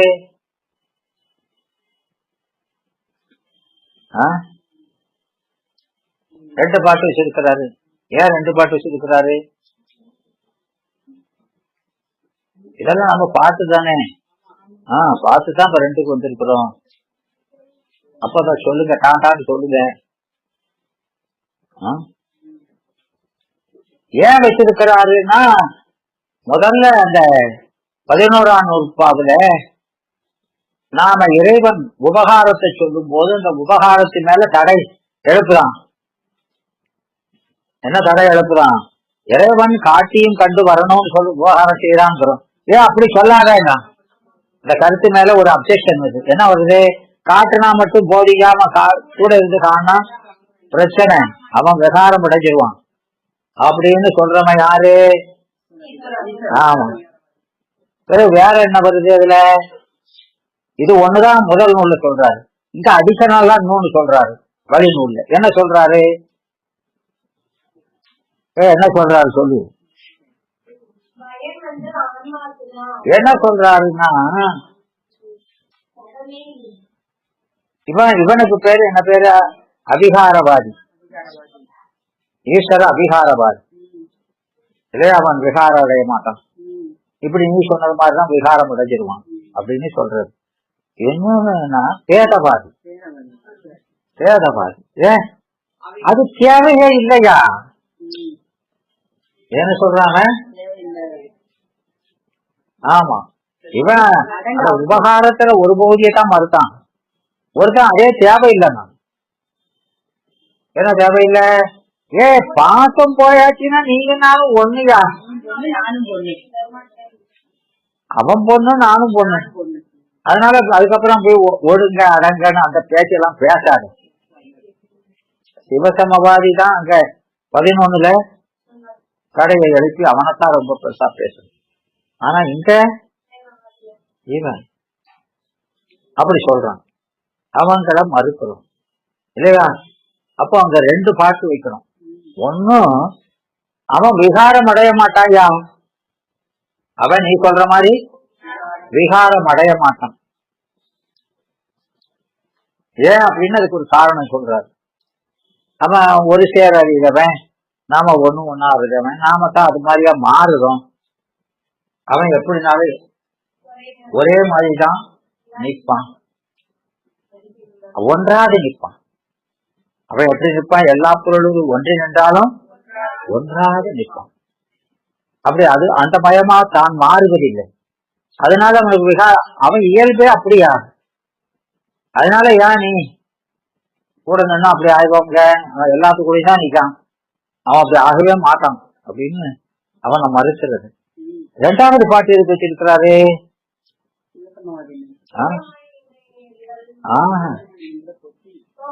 எந்த இது இதெல்லாம் ரொம்ப ரொம்ப நுட்பமானது. இதெல்லாம் படிச்சு பிரயோஜனமே இல்லை. 2வது பாட்டு என்ன சொல்றாரு? என்னமா சொல்றாரு? என்ன சொல்றாருன்னா, ஆமா இப்போ அங்க ஒரு கேள்விக்கு பதில் இல்லை 2 அதிகாரத்திலையும். அதாவது முதல்ல அவன் நமக்கு உடனாய் நின்றால் விகாரப்படுவான் அப்படின்னாரு இல்லையாமா? ஆமா. அப்போ இந்த கருவிகள் எல்லாம் நம்ம கூட இருந்தாலும், சடமான கருவிகள் நம்ம கூட இருந்தாலும், அந்த கருவிகள் எந்த பலனையும் கொள்வதில்லை. அந்த பலன் அந்த கருவிகளை என்ன செஞ்சிருது? ஆன்மாவுக்கு. எனக்கு ஒருதாரி வேண்டாம்ப்பா, நான் எனக்காக ஒன்னும் அறியலை, நானும் அறிஞ்சதே எனக்காகத்தான், அதனால எனக்கு ஒரு பலனும் வேண்டாம்னு கொடுத்துரு. அப்படி இருக்கும்போது பெருமான் நம்ம கூட நின்னதுனால அந்த பலனை அவன் கொள்வானோ? ஏன்னா இது அந்த அவிகாரவாதி இந்த தடையும் எழுப்புதான். நீ எப்படி சொன்னீங்கன்னா பலனை பூரா அவனுக்கு போயிரும், விளங்குதா அப்படின்னு சொல்றான்.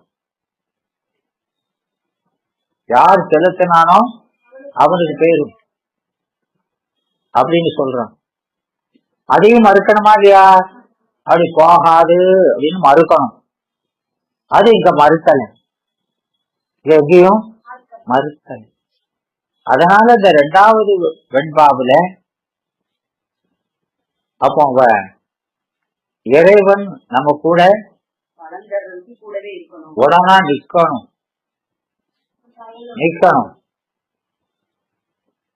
அவன் பலனை கொடுக்கறான்.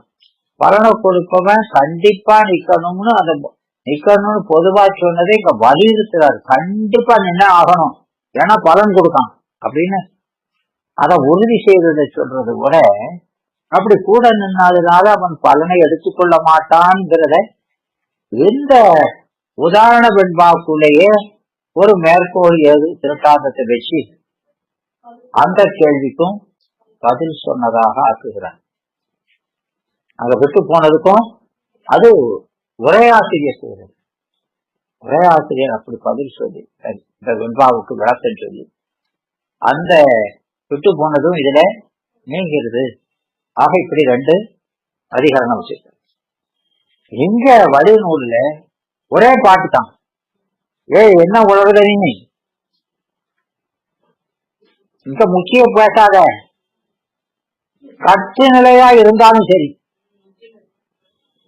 சகல நிலை, கேவல நிலையோ சகல நிலையோ சுற்ற நிலையோ முச்சி எந்த நிலையில இருந்தாலும் சரி, அவன் இல்லாம ஒண்ணுமே செய்யப்படாதுதான். உன்ட இதுக்கு மேல என்ன பேச வேண்டியிருக்கான்? அவன் இல்லாம இது மட்டும் அவன் அவன் இல்லாம எதுவுமே செய்ய முடியாது. அதனால அவன் இல்லாம அது மட்டும் செஞ்சா பேச்சு பேசாது அப்படின்னு ஒரே பாட்டுல, ஆமா, ஒரே பாயிண்ட்ல அடிச்சு விளங்குதா? இத மாதிரி இத்தனை பாட்டு இதன விளக்கம் எல்லாம் கேட்டு கொடுக்கல, ஒரே பாட்டுல அது எப்படி இல்லையா? எந்த இடமா இருந்தாலும் சரி, கேவல நிலையிலும் சரி. கேவல நிலையில நமக்கு என்னமா பிரயோஜனம் இருக்குது? தாய் நீ சொல்லுங்க. அம்மா, அந்த அம்மா பேர் என்ன பேரு? கேவல நிலையில் இறைவன் நமக்கு ஏதாவது செய்யறானா? எவ்விடத்தும்ங்கிறார்களாமா, சகலத்துல கருவியை குடிச்சு அறிவை வளர்க்கறான், முச்சியில சிவஞானத்தை விளக்கி பேரின்பத்தை கொடுக்கறான். அப்ப எவ்விடத்தும்னு சொன்னா அது கேவலத்தையும் செய்தாதியா? எவ்விடத்துங்கிறது முற்றுமை தானே. அப்ப ஆன்மா கேவலம், சகலம், சுத்தம், முச்சி அப்படின்னு 4 நிலைக்கு வருதாதியா? இந்த 4 நிலையிலும் உபகாரம் இருக்கணுமா இல்லையா? கேவலத்துல உபகாரம் பண்றானா? என்னமா என்ன பண்றான்? என்னப்பா என்ன பண்றான் சொல்லுங்க.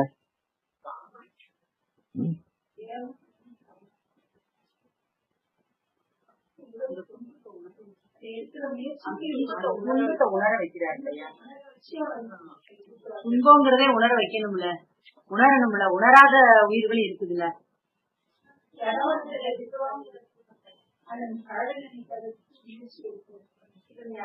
கேவலத்தில் உங்களுக்கு என்ன செய்யறான்? அதுதான். அத முனிவர் ஒருத்தர் தான் சொல்றாரு.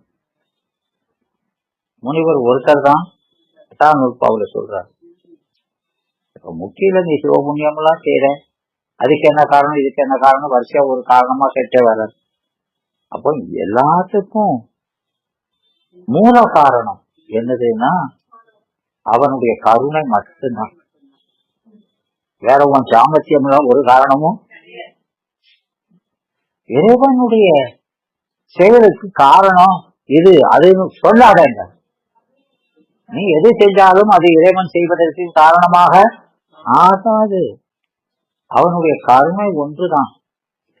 அவனை எதுவும் வற்புறுத்த முடியாது. நான் ஏன் இது செஞ்சுட்டேன், நீ அதை செய்யணும், ஏன் வற்புறுத்த முடியாது? நீ எங்க செஞ்ச?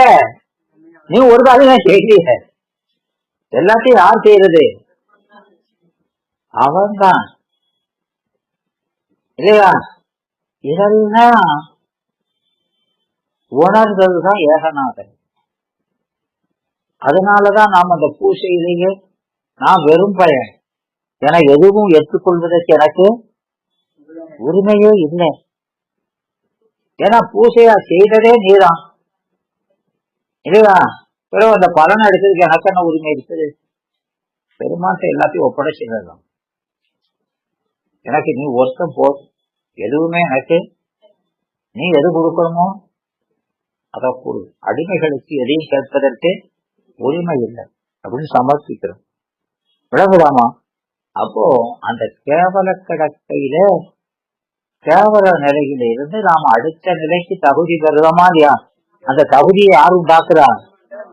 அதுதான் அவன் செய்யறது. கேவல நிலையிலிருந்து நாம சலகல நிலைக்கு வருவதற்கான தகுதியை ஏற்படுத்துகிறான். அது அவனுடைய கருணையான் நிகழ்வதுதான். அப்போ அவன் கருணை ஆன்மாட்ட, ஆன்மா எப்போ இருக்கோ அவன் இருக்கான். அவன் கருணை அன்னையிலிருந்து நடந்துகிட்டு தான் இருக்கு. இப்பதான் அப்பதான் முக்கியதான் அவன் கருணை இருக்குன்னு சொல்லக்கூடாது.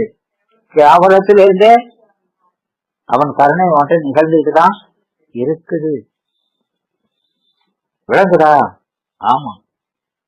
அதனால நாம அந்த முக்கிய நிலையில மட்டும்தான் நமக்கு பயன்னு சொல்லக்கூடாது.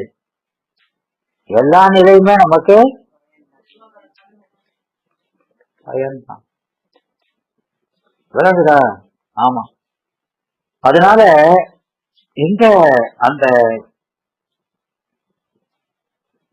வழிநூல் ஆசிரியர் அந்த முதல்ல அப்போ அந்த பாசத்தை சொன்னவரை எல்லாம் சொல்லி கடைசியில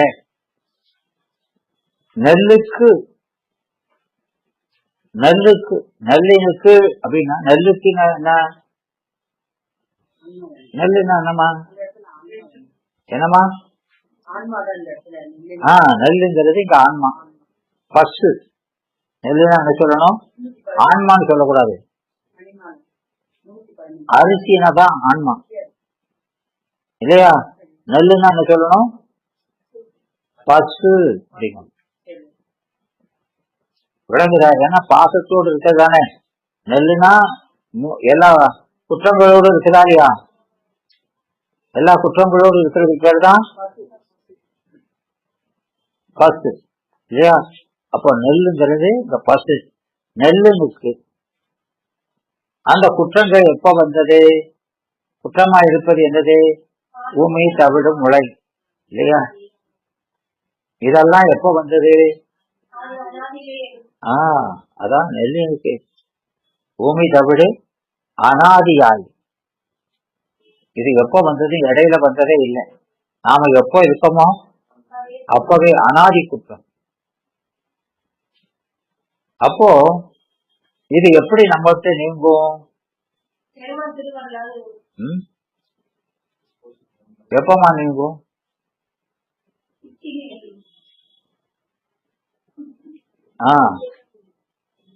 முக்கியில முக்கியில அங்க இது இந்த பாட்டு, இந்த சித்தியார்ல சொல்லக்கூடிய இந்த பாட்டு ஒரு சர்ச்சைக்குரியது. ஆமா, இதுல அது விட்டே நீங்கும்பார். அப்போ இந்த அரிசியோடு ஆன்மாங்கிற அந்த அரிசியோடு, அரிசினா ஆன்மான்னு சொல்லணும் இல்லையா?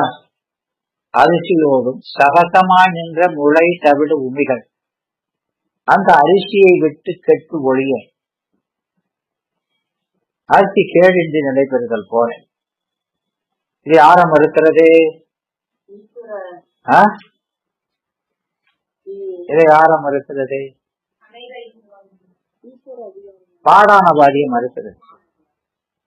விளங்குதா? ஆணவம் மலம்லாம் நம்ம போனோம். அனாதி இருக்கிறதுனால அனாதியே நம்மகிட்ட இருந்தா அது பேர் என்னது? கோணம். இடையில வந்ததுதான் குற்றம். அனாதியே இருந்தா அது பேரு கோணம். அதனால ஆணவ மலம் நமக்கு அனாதி இருந்தா அது கோணம் தான். அதனால அது நீங்காதுங்க இல்லையா? அப்ப அவனுக்கு தான் சொல்றாரு, இதெல்லாம் இருந்தாலும் அவையெல்லாம் செட்டு ஒழிய அழுகி கேடின்றி நிலை பெறுதல். அது போனாலும் அரிசி என்ன? அரிசி சேதா போயிடுது. உமி தவிடு போகும்போது முளையெல்லாம் போச்சுன்னா அரிசி சேதா போயிடுது. இருக்குதா இல்லையா? அதுக்கு மொத்தம் அந்த மாதிரி மங்களம் இல்லாம விளைவிளையன்னு இருக்குதா இல்லையா? அது மாதிரி ஆன்மா சுத்தம் அடைஞ்சு இருக்குது. அப்படிதான் குழந்தை தவிர எல்லாமே போச்சு ஓமையில பாரு அப்படிங்கிறார். விளங்குதா? நீ ஆளை போய் வாங்க போகல. இது பலபலன்னு முதல்ல இருந்ததை விட ஒரு நிற்க கண்டு இல்லையா? முன்னாவோட சிறப்பா இருக்கு. அதனால குற்றம் போனா ஆன்மா சிறக்குமே தவிர இறக்காது அப்படின்னு அவன் கொள்கையை தப்புங்கிறார். அப்போ பாசத்தோடு இருக்கிறத முக்கியன்னு சொல்றவன், பாசத்தோடு இருக்கிறத முக்கிய, ஆணவ மலத்தோடு இருக்கிறது தான் முக்கியம் தான். அப்படி சொல்லாத, அது வெறுமன இல்லையா? நீங்க இனிப்ப சாப்பிடாமலே வாய் இனிக்குதுன்னு சொன்னா இனிக்குதுமா? இனிக்காது, வெறுமன சொல்லிக்கிறோம். அது மாதிரி இந்த முச்சி அடையாமலே முச்சின்னு சொல்லிக்கலாம். அதனால ஒன்னும் இன்பம் அடைய போறது இல்லை. பாச முற்றிலும் நீங்கினாலே இன்பம்ங்கிறது வராது. விளைவுடா கற்றுதான் அப்படிங்கிறார். அதனால அரிசி கேடின்றி நிலை பெறுதல் கண்டான் அப்படின்னு அது அவனுக்கு சொல்றாரு. பணம் போனா துணி போயிடும் அப்படின்னு சொல்றானா இல்லையா? அது பணம் இல்லையா? அதேதான் குற்றம். அதனால அது சிறந்து நிற்குமே தவிர இறந்து நிற்காது அப்படின்னு முதல்ல மறுக்கிறது. விளங்குதா? அப்புறம் தொக்கு இருந்து மற்றொரு நாள் தோற்றுதாகும். தொக்கு இருந்தும்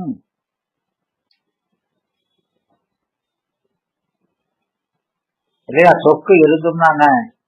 கொஞ்சம் போல மிச்சம் இருந்தாலும் இல்லையா,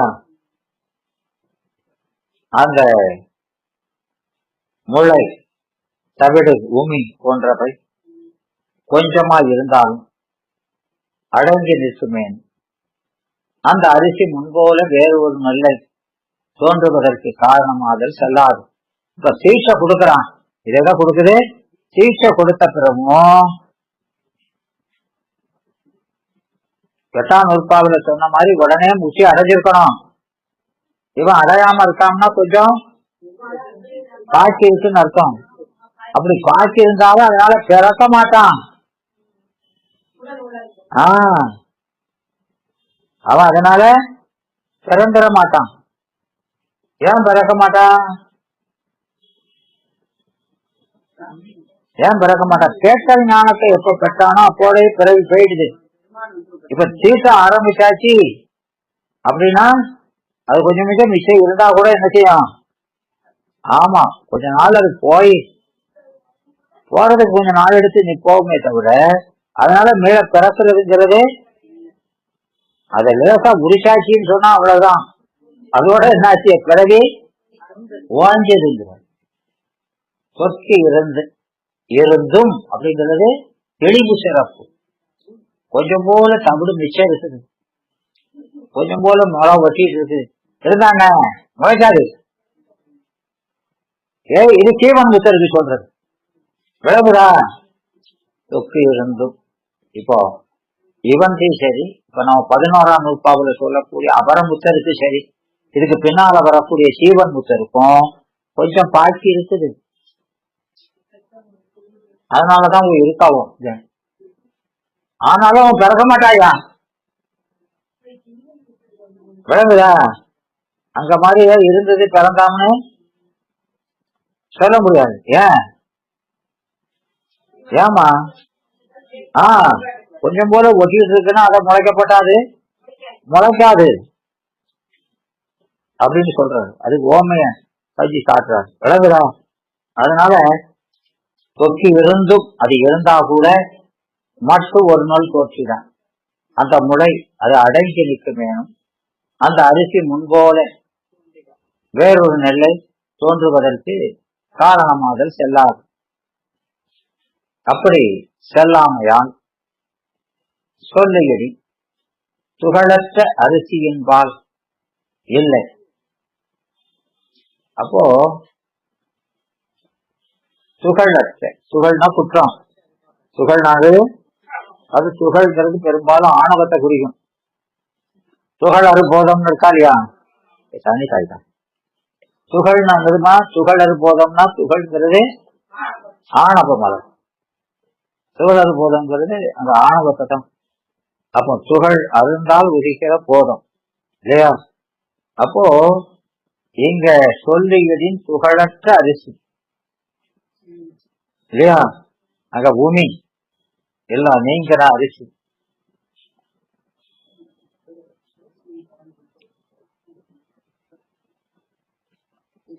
அரிசி என்பான் இல்லை இல்லையா? மெல்ல இவை அறவே விடும். அவை சொல்லுமிடத்து குற்றமற்ற அந்த அரிசியின் கண் அடைந்து நிற்கும் என்றதற்கு ஒரு இயல்பின்மை. மெல்ல மெல்ல மெல்ல நீங்கி அவை ஆண்டில்லை என்பதே தேற்றம். அது கொஞ்சம் போல அது ஒட்டிக்கிட்டு இருந்தாலும் அது பைய அதை விட்டு கலந்து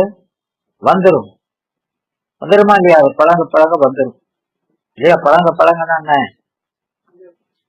பூஜை செய்ய இவன் உடம்போட இருந்து பூஜை தானே செய்யறான். விளங்குதா?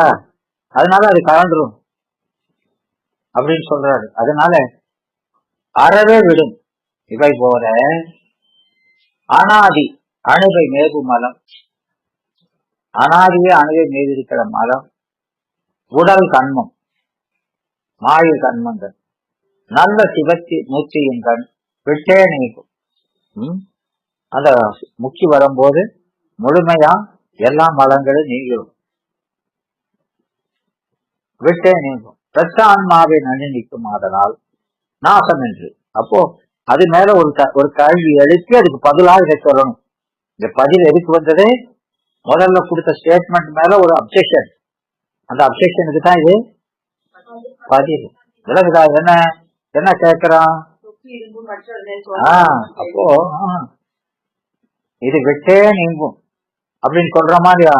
ஆன்மாட்ட சிறிதும் ஆணவம் எல்லாம் இருக்காதுங்கிறீங்க, அது நித்தம்னு சொல்லிட்டு இருக்காதுங்கிறீங்களே.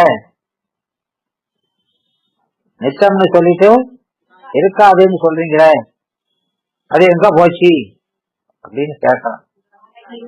அதுக்குத்தான் சொல்றாரு எத்தான்மாவே அணுகி ஆதலால் நாசம், அது அழியல அப்படின்னு சொல்றாரு.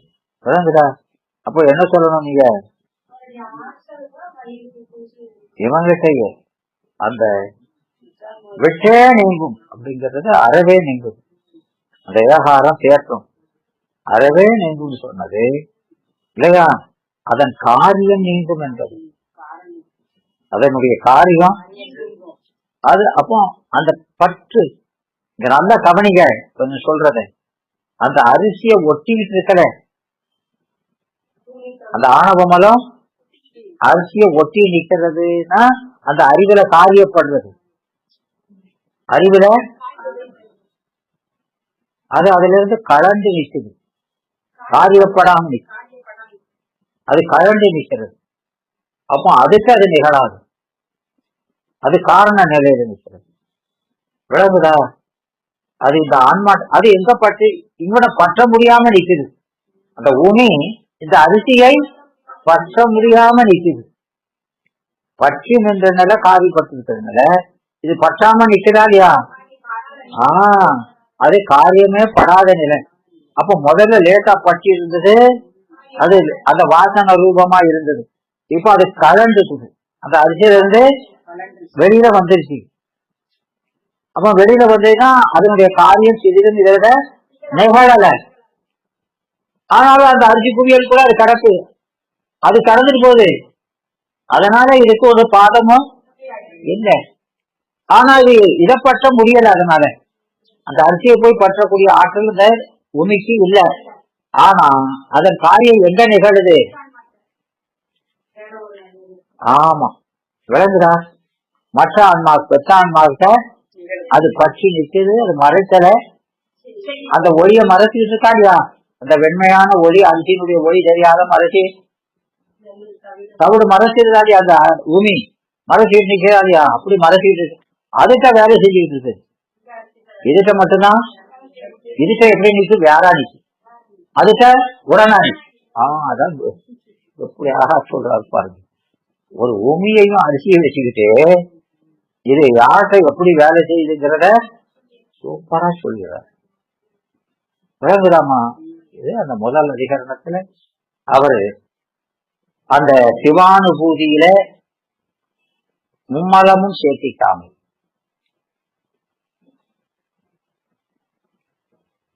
அப்போ மெல்ல இவை அறவே விடும். அதை பற்றி இருக்கிறது பைய பைய பைய பைய அதுல இருந்து அந்த ஈரம் உலர உலர என்ன செய்யுது? அதை பிடிக்கிறது விட்டுருது. நல்ல இவை விடும். எப்படி விடும்? நல்ல இவை விடும் அணுகை.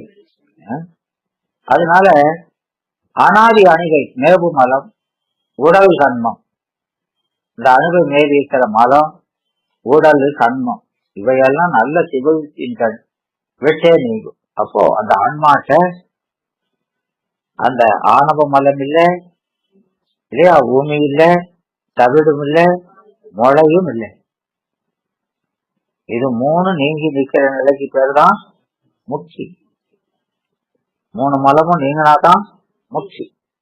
இது இருக்கும் அது இருக்கும்னு சொல்ற நீங்கெல்லாம் அது முக்தி இல்லை அப்படிங்கிறத இந்த முதல் அதிகரணத்துல சொல்றாரு.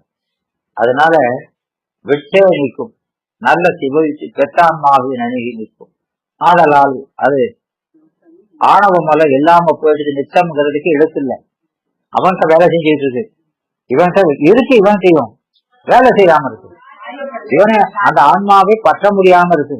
அரிசியை பற்ற முடியாம இருக்கிற பூமி போல ஆன்மாவை பற்ற முடியாம ஆன்மாவுக்கு வேறாக நிற்குது. இறைவனுக்கு வேறாக நிற்பது போல ஆன்மாவுக்கு வேறாக நிற்குது. இவனுக்கு மட்டும் உடனா நிற்குது அப்படின்னு சொல்றாரு. அதனால இந்த பாட்டுல இந்த முதல் அதிகரணத்துல ஒரே பாட்டு தான். அந்த ஒரே பாட்டுல இப்படி சொல்றாரு இல்லையா? அப்போ இந்த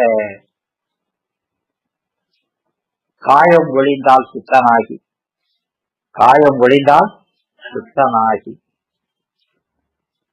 அந்த உடம்பு போயிடுச்சுன்னா 3 மலம், உடம்பு இருக்குன்னா 3 மலம் இருக்குது. இப்போ உடம்பு போயிடுதுன்னா 3 மலமும் போயிடுதுன்னு அர்த்தம். விளங்குதாமா? அதான் விதேக முக்கின்னு சொல்ற மாதிரியா? விதேக முக்கின்னு தேகம் இல்லாம இருக்கிறது. விளங்குதா? அதனால காயம் ஒழிந்தால் சுத்தனாகி ஆன்மா காட்ட கண்டிடும் தன்மை உடைய கண்ணுக்கு ஏழு உயிர் காட்டி காட்டிடுமா போல ஈசன் உயிருக்கு காட்டி கண்டிடுவான். இது அப்படியே முதல் நூல்ல உள்ளதுதான். காட்டுதலும் காணுதலும் ஆகிய 2 உபகாரத்தை செய்வான். இத்தை ஆயும் அறிவுடையனாகி அன்பு செய்யங்கிறது 2வது அதிகரணம் இல்லையா? இந்த உபகாரம் எல்லாம் நமக்கு செய்யறானே என்று அவன் உணர்த்த அதை ஆயும் இல்லையா? உணர்த்த யார் உணர்த்துறா? இறைவன் உணர்த்துறான். அதுதான் இங்க அவன் காணுமாறு செய்கிற உபகாரம். என்ன உபகாரம் இது? ஆன்மா காணுமாறு செய்கிற உபகாரம். அதனால இத்த ஆயும், ஆயுதல்னா அறிவு உடையவனாய். அப்போ இதையே மேல மேல நினைக்கிறது இல்லையா? அயரா அறிவினால் அயராமை, அறிவினால் அயரா 5 நலன்கள் செல் முதல் நூல் செய்திருக்கிறார் இல்லையா? அத அயராமை என்ற அறிவின் செயல். அந்த உபகாரத்தை மறக்காம, உபகாரத்தை ஏன் மறக்கல? மறக்கணும்ல. ஏன் நாம மறப்பணுமா இல்லையா? மறப்போமா மறக்க மாட்டோமாமா?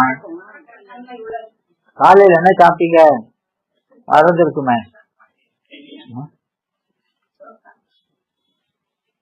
அதெல்லாம் ஞாபகம் இருக்கு.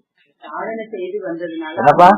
சுத்தான்மா சாதனை செய்து வந்ததுனால அவங்க துன்பத்தை அனுபவிச்சு நிறைய சாதிச்சு வந்திருக்காங்க கஷ்டப்பட்டு. அதனால அவங்க மறக்காம இருக்காங்க. ஆமா, அவர் கடும் பாடுபட்டு அறிவு வந்தனால அவங்க மாறாம இருக்காங்க. அப்போ அதுவும் அந்த ஆன்மாவினுடைய எதிராகிறாரு. அந்த அறிவு, அந்த அறிவுக்கு இயல்பு யாது? அந்த அறிவுக்கு இயல்பு அவன் பற்றி இருக்கிற அறிவு இருக்கிறே, அது மாறாத அறிவு. அதை பற்றி இருக்கிறதுனால இவனுக்கும் அதனால அதையே நினைக்கிறான். அறிவு அதையே நினைக்குது. அதான் ஆயும் அறிவு. இசை ஆயும் அறிவு. என்ன அப்போ இதுவரைக்கும் எப்படி இருந்தது? எப்படி இருந்தது சொல்ற? இவன் நான் இரவிதான் விதைத்தாலும் 66 சிபி 66 இல்லையா? சீப்பா 63, சீப்பா 63. காண்பான் ஒளி இருளில் காட்டிவிடமும் தான் கண்ட பின் பாவம் வேணாவிடும் சொல்றாரா இல்லையா? இரு நனி இரவிதான் வந்து இறைத்தலும் இரவில் என்னும் பொருள்நிலை கண்ட மாந்த பொருந்திடுமாறு போல மகிழ்ந்து உயிர் தம்மில் மண்ணும் அருளையும் ஒழிய நாளத்து அறிந்தவாறு அறியுமென்றே. நானே எல்லாத்தையும் அறிஞ்சதா? அதனுடைய உதவிய சுத்தமா மறைஞ்சு தானே இப்ப தன்னை சுத்தமா மறந்து எல்லாம் அவனேன்னு ஆயிடுது. இது சுத்த நிலைதான். இப்ப நடந்ததும் அருள் சுத்த நிலையில தான் இப்படி நினைக்குது. எல்லாம் நான் இல்லையா? முக்கிய நிலையில அது அப்படியே கம்ப்ளீட்டா போயிடுச்சு. விளங்குதா? அப்போ அந்த மாற்றம் வந்திருக்கா இல்லையா? ஆமா, அதான் எத்தை ஆய். அப்போ அவனுடைய அறிவு என்ன செய்யுது? இப்படியெல்லாம் நமக்கு செஞ்சிருக்கானே. நாம எவ்வளவு லூசு பயலா இருந்தோம். நம்ம லேசுக்குள்ள அறிஞ்சோமா? அவன் எத்தனை கருவிய ஒரு செய்தி, ஒரு சின்ன ஒரு பொருளை அறிகிறதுக்கு எத்தனை கருவிகளை இயக்கி இப்படியெல்லாம் பாடுபட்டுருக்கானே இல்லையா? இப்படி நம்ம வளர்த்து இப்படி கொண்டாந்துட்டானே. அப்போ நம்ம இப்படி வேசுக்குள்ள வளர்ந்தோமா? அப்போ அவன் பட்ட பாடு என்ன?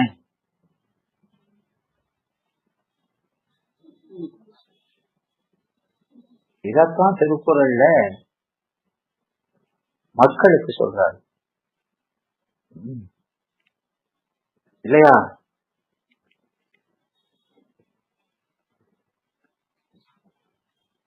மகன் தந்தை காட்டு உரிய அவையத்து முந்தி இருப்ப செய்கிறாரா இல்லையா? ஆமா, அவன் செய்ய வேண்டியது அது. இவன் என்ன செய்யணும்? மகன் தந்தை காட்டுங்கிறது என்னது? என்ன செய்யணும்? என்ன செய்யணும்? இவன் தந்தை என்னத்தான் கொள்கணும் ஒரு சொல். ஆமா சொல்றாரா? அப்படி சொல்றாரா இல்லையா? அப்போ இங்க எத்தை ஆயும் அறிவு ஆன்மா. அப்போ இவங்க அந்த தாய் செஞ்சு இருக்காரு உதவி. என்ன சொல்றாரு? உதவிங்கிறார். அப்ப உதவினா உதகம் போல. உதகம் தானது ஏமா? உதகம் தானமா? நீர் ஊற்று இல்லையா? அவன் பெரிய நிலைக்கு போனதுக்கு அப்புறம் மகன் நினைக்கிறான், நம்ம தாய் செஞ்சே நம்ம இதை கொண்டு போறதுக்கு எந்த சுகத்தை எல்லாம் இழந்தார்கள் அப்படின்னு. இதெல்லாம் அவன் இளம பருவத்தில் நடந்திருக்கும். இந்த பிள்ளைக்காக இதெல்லாம் அங்க போகக்கூடாது இங்க போகக்கூடாது அப்படின்லாம் கட்டுப்பாடா இருக்கிறாங்களா இல்லையா? இதையெல்லாம் இவன் ஆசைப்படுறான். நமக்காக என்ன சுகத்தை எல்லாம் அவங்க சாக்ரிஃபைஸ் பண்ணாங்க. அதெல்லாம் நாம நிறைவுபடுத்தணும் அவங்கள அப்படின்னு நினைச்சு நினைச்சு அவங்களுக்கு செய்யணும். உலகம் போல செய்யணும். அது செய்யறதுனால உதவி அப்படிங்கிறாரு. விளங்குதா? இதெல்லாம் நடக்குமா? ஏன் நினைப்பாங்களாமா அப்படிலாம்? நினைக்கிறவங்க இருக்காங்கய்யா. இந்த மாதிரி கேட்டவங்க கண்டிப்பா இருக்கிறாங்க. ஆமா, அவ்வளவு கடப்பாடு. அப்போ இல்ல, இதுதான் எதுக்கு சொல்றேன்னா, இது செய்யறோமோ செய்யலையோ இப்படி செய்யணும் அப்படின்னு சொல்றாரா இல்லையா? அப்போ சாதாரண மனிதனுக்கு இதை சொல்லி பொது ஒழுக்கம், இது சிறப்பு ஒழுக்கம் இல்லையா? அப்போ சிவபெருமான் ஒரு பிறவி இல்லை, எத்தனையோ பிறவிக்கு நமக்கு தந்தையா இருந்து படிப்படியா உயிர வளர்த்திருக்கான். அதை நினைச்சு பார்க்க வேண்டாமா? ஒரு பிறவில ஒரு தந்தை செய்தது, அது வினை வழிதான் செஞ்சிருக்கான். அதையே இப்படி நினைச்சு பார்க்கணும்னு சொன்னான் இல்லையா? அந்த தந்தை அமர தந்தை எல்லா பிறவிலையும் இப்படி ஒவ்வொரு பிறவிலையும் படிப்படியா கொண்டு வந்திருக்கிறாரு. அதான் அசைப்படணுமா இல்லையா? அதான் ஆயும் அறிவு. எதை சொல்றாரு? ஆயும் அறிவு. நமக்கு என்னெல்லாம் செஞ்சான்னு நினைச்சு நினைச்சு பாருங்க. அதெல்லாம் அப்படி பார்க்க பார்க்க பெருமான் மீது அன்பு, பெருமான் மீது அன்பு வரும். அப்போ அந்த அறிவுனால அதை நினைச்சதனால அன்பு வந்து இல்லையா? அந்த அன்பு செய்ய அந்நிலைமை என் நிலையில் அடையணும். எந்த நிலைமை? அந்த நிலைமை. அந்த நிலைமை அந்த எட்டாம் வகுப்பாவுல கொஞ்சம் பேர் போனானா இல்லையா? விதேகமுச்சி, அவங்க எல்லாம் விதேகமுச்சி, மலம் முற்றிலும் நீங்கி விதேகமுச்சியாகி அந்த சாயுஷ்யத்தை பெற்றாங்க. அதே இதை இவங்க உடம்போடு இருக்கும் போதும் பெறலாம். அதே இத இந்த அபரமுத்தர் உடம்போடு இருக்கும் போதே பெறலாம். என் நிலையில் அடைந்த முயல மாயமெல்லாம் நீங்கி அந்த பந்தமெல்லாம் இல்லாம அறநடிக்கீழ் இருப்பார் பெருமான் திருவருளையே சிந்தித்துக் கொண்டு இருப்பார். மாறாத சிவானுபவம், அந்த சிவானுபவம் நீங்காத சிவானுபவம். சதேக முக்தி, இது என்னது? சதேக முக்தி, அது விதேக முக்தி. அப்போ அவனுக்கு இவனுக்கு வேறுபாடே இல்லை. இவனுக்கு இடையில ஒரு தேகம் இருந்தாலும் அந்த தேகம் இவனுக்கு பாதகமா இல்லை, இல்லையா? அப்போ அதை வச்சு இவன் என்ன செஞ்சுக்கிட்டு இருக்காங்கிறத இங்க சொல்றாரு.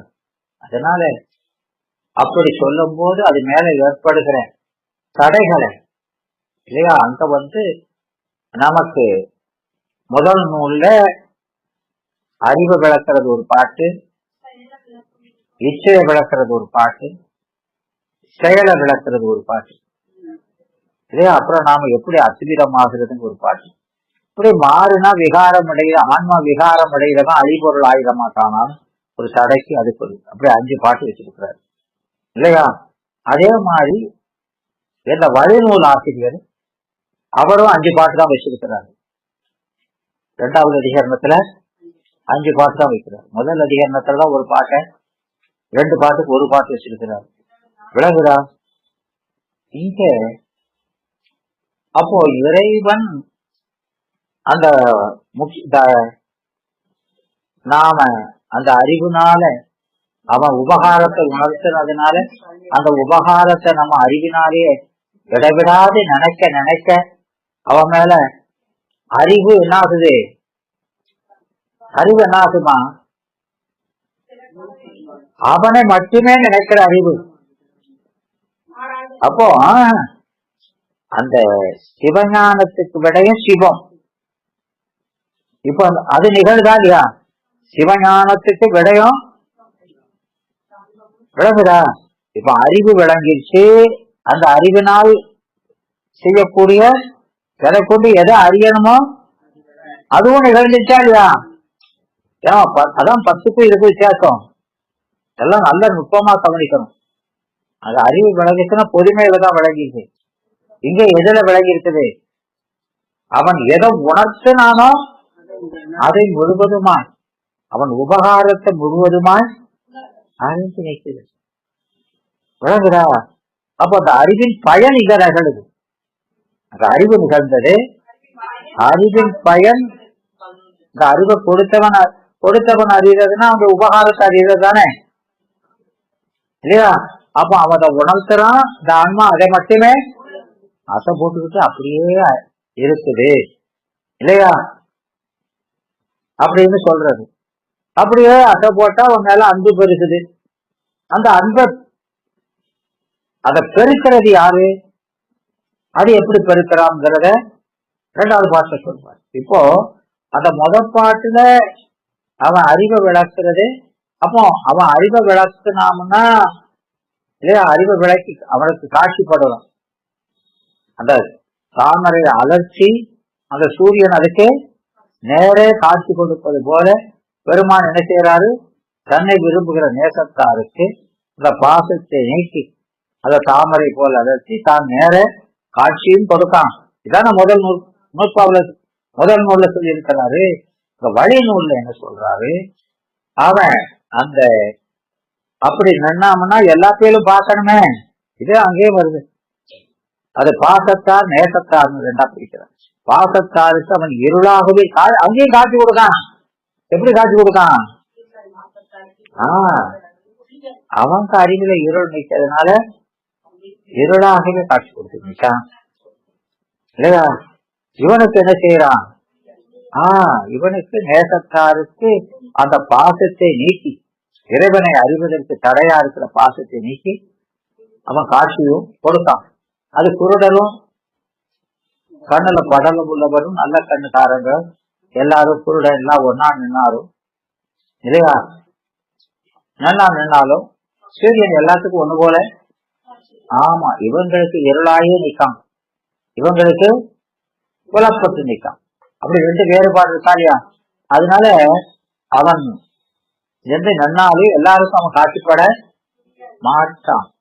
அப்ப எல்லாரும் பார்க்கணுமே அப்படின்னு சொன்னா எல்லாரும் பார்க்க முடியாது.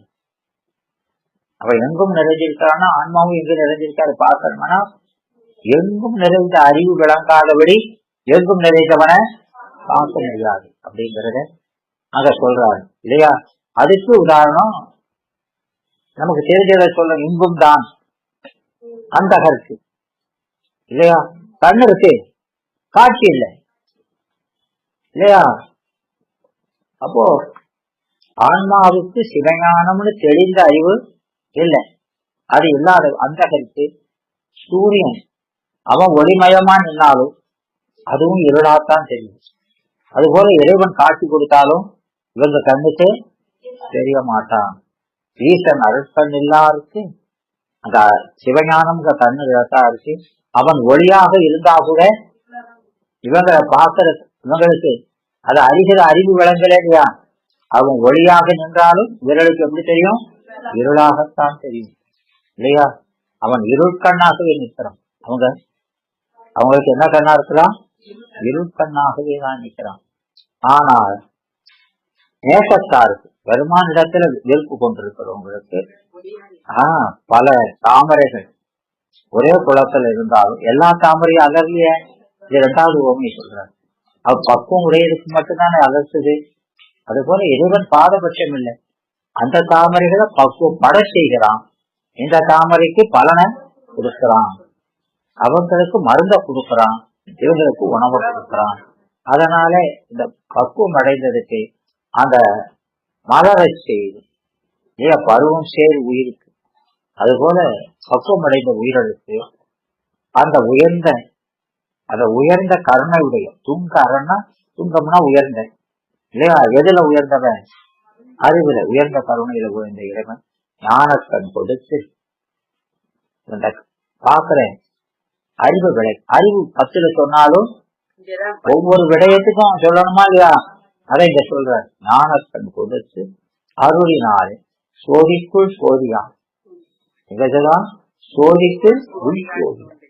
உன் அறிவை சோதி, அதை விளக்கும் அறிவுனா நீ விளக்கு இல்லையா? அதுல வெளிச்சமா நிற்கிறது நான் விளக்குகிற அறிவு. ஏன்னா சோதிக்கு உள் சோதியா. அவங்க அறிவுக்குள்ள தோன்றுவோம். விளங்குதா? தோன்றிடுவன் காண் என்று அந்த முதல் பாட்டு. இத இன்னும் அந்த முதல் நூலையும் இதையும் இந்த பாட்டையும் கம்பேரிட்டிவா படிக்கணும். விளக்குதா? இதை தொடர்ந்து அடுத்த வகுப்புல இதை தொடர்ந்து பார்க்கணும் இல்லையா? இதுல இந்த 11ஆம் நூற்பாவுல இதை சொல்றாருன்னா, இந்த 11ஆம் நூற்பாவுல சொல்றது அந்த அஞ்செழுத்து ஓதுறது. இந்த அஞ்செழுத்து ஓதத்தான் எல்லாமே வரும். ஆமா. அதனால இந்த அறிவு விளக்கம் அது மேல வரக்கூடிய தடை என்ன வருது, அதுக்கு என்ன பதில் சொல்றாருங்கிறதெல்லாம் அதை நீங்க படிக்கும் போது முதல் நூலுக்கும் வழிநூலுக்கும் எந்த வகையிலெல்லாம் மாறுதுன்னு 2ஐயும் ஒப்பிட்டு படிக்கணும். அதை தனியா இதை தனியாலாம் அப்படி படிச்சுட்டு போக கூடாது. விளங்குதா? வாழ்த்தும் பெருமரபு வாழ்த்து. வான்மிகில் வளாதி செய்க மறிவளம் சுரக்க மன்னன் போன்முறை அரசு செய்க குறைகளாக உயிர்கள் வாழ்க. நான்முறை அறங்கள் ஓங்க நஷ்டமும் வேள்வி மல்க.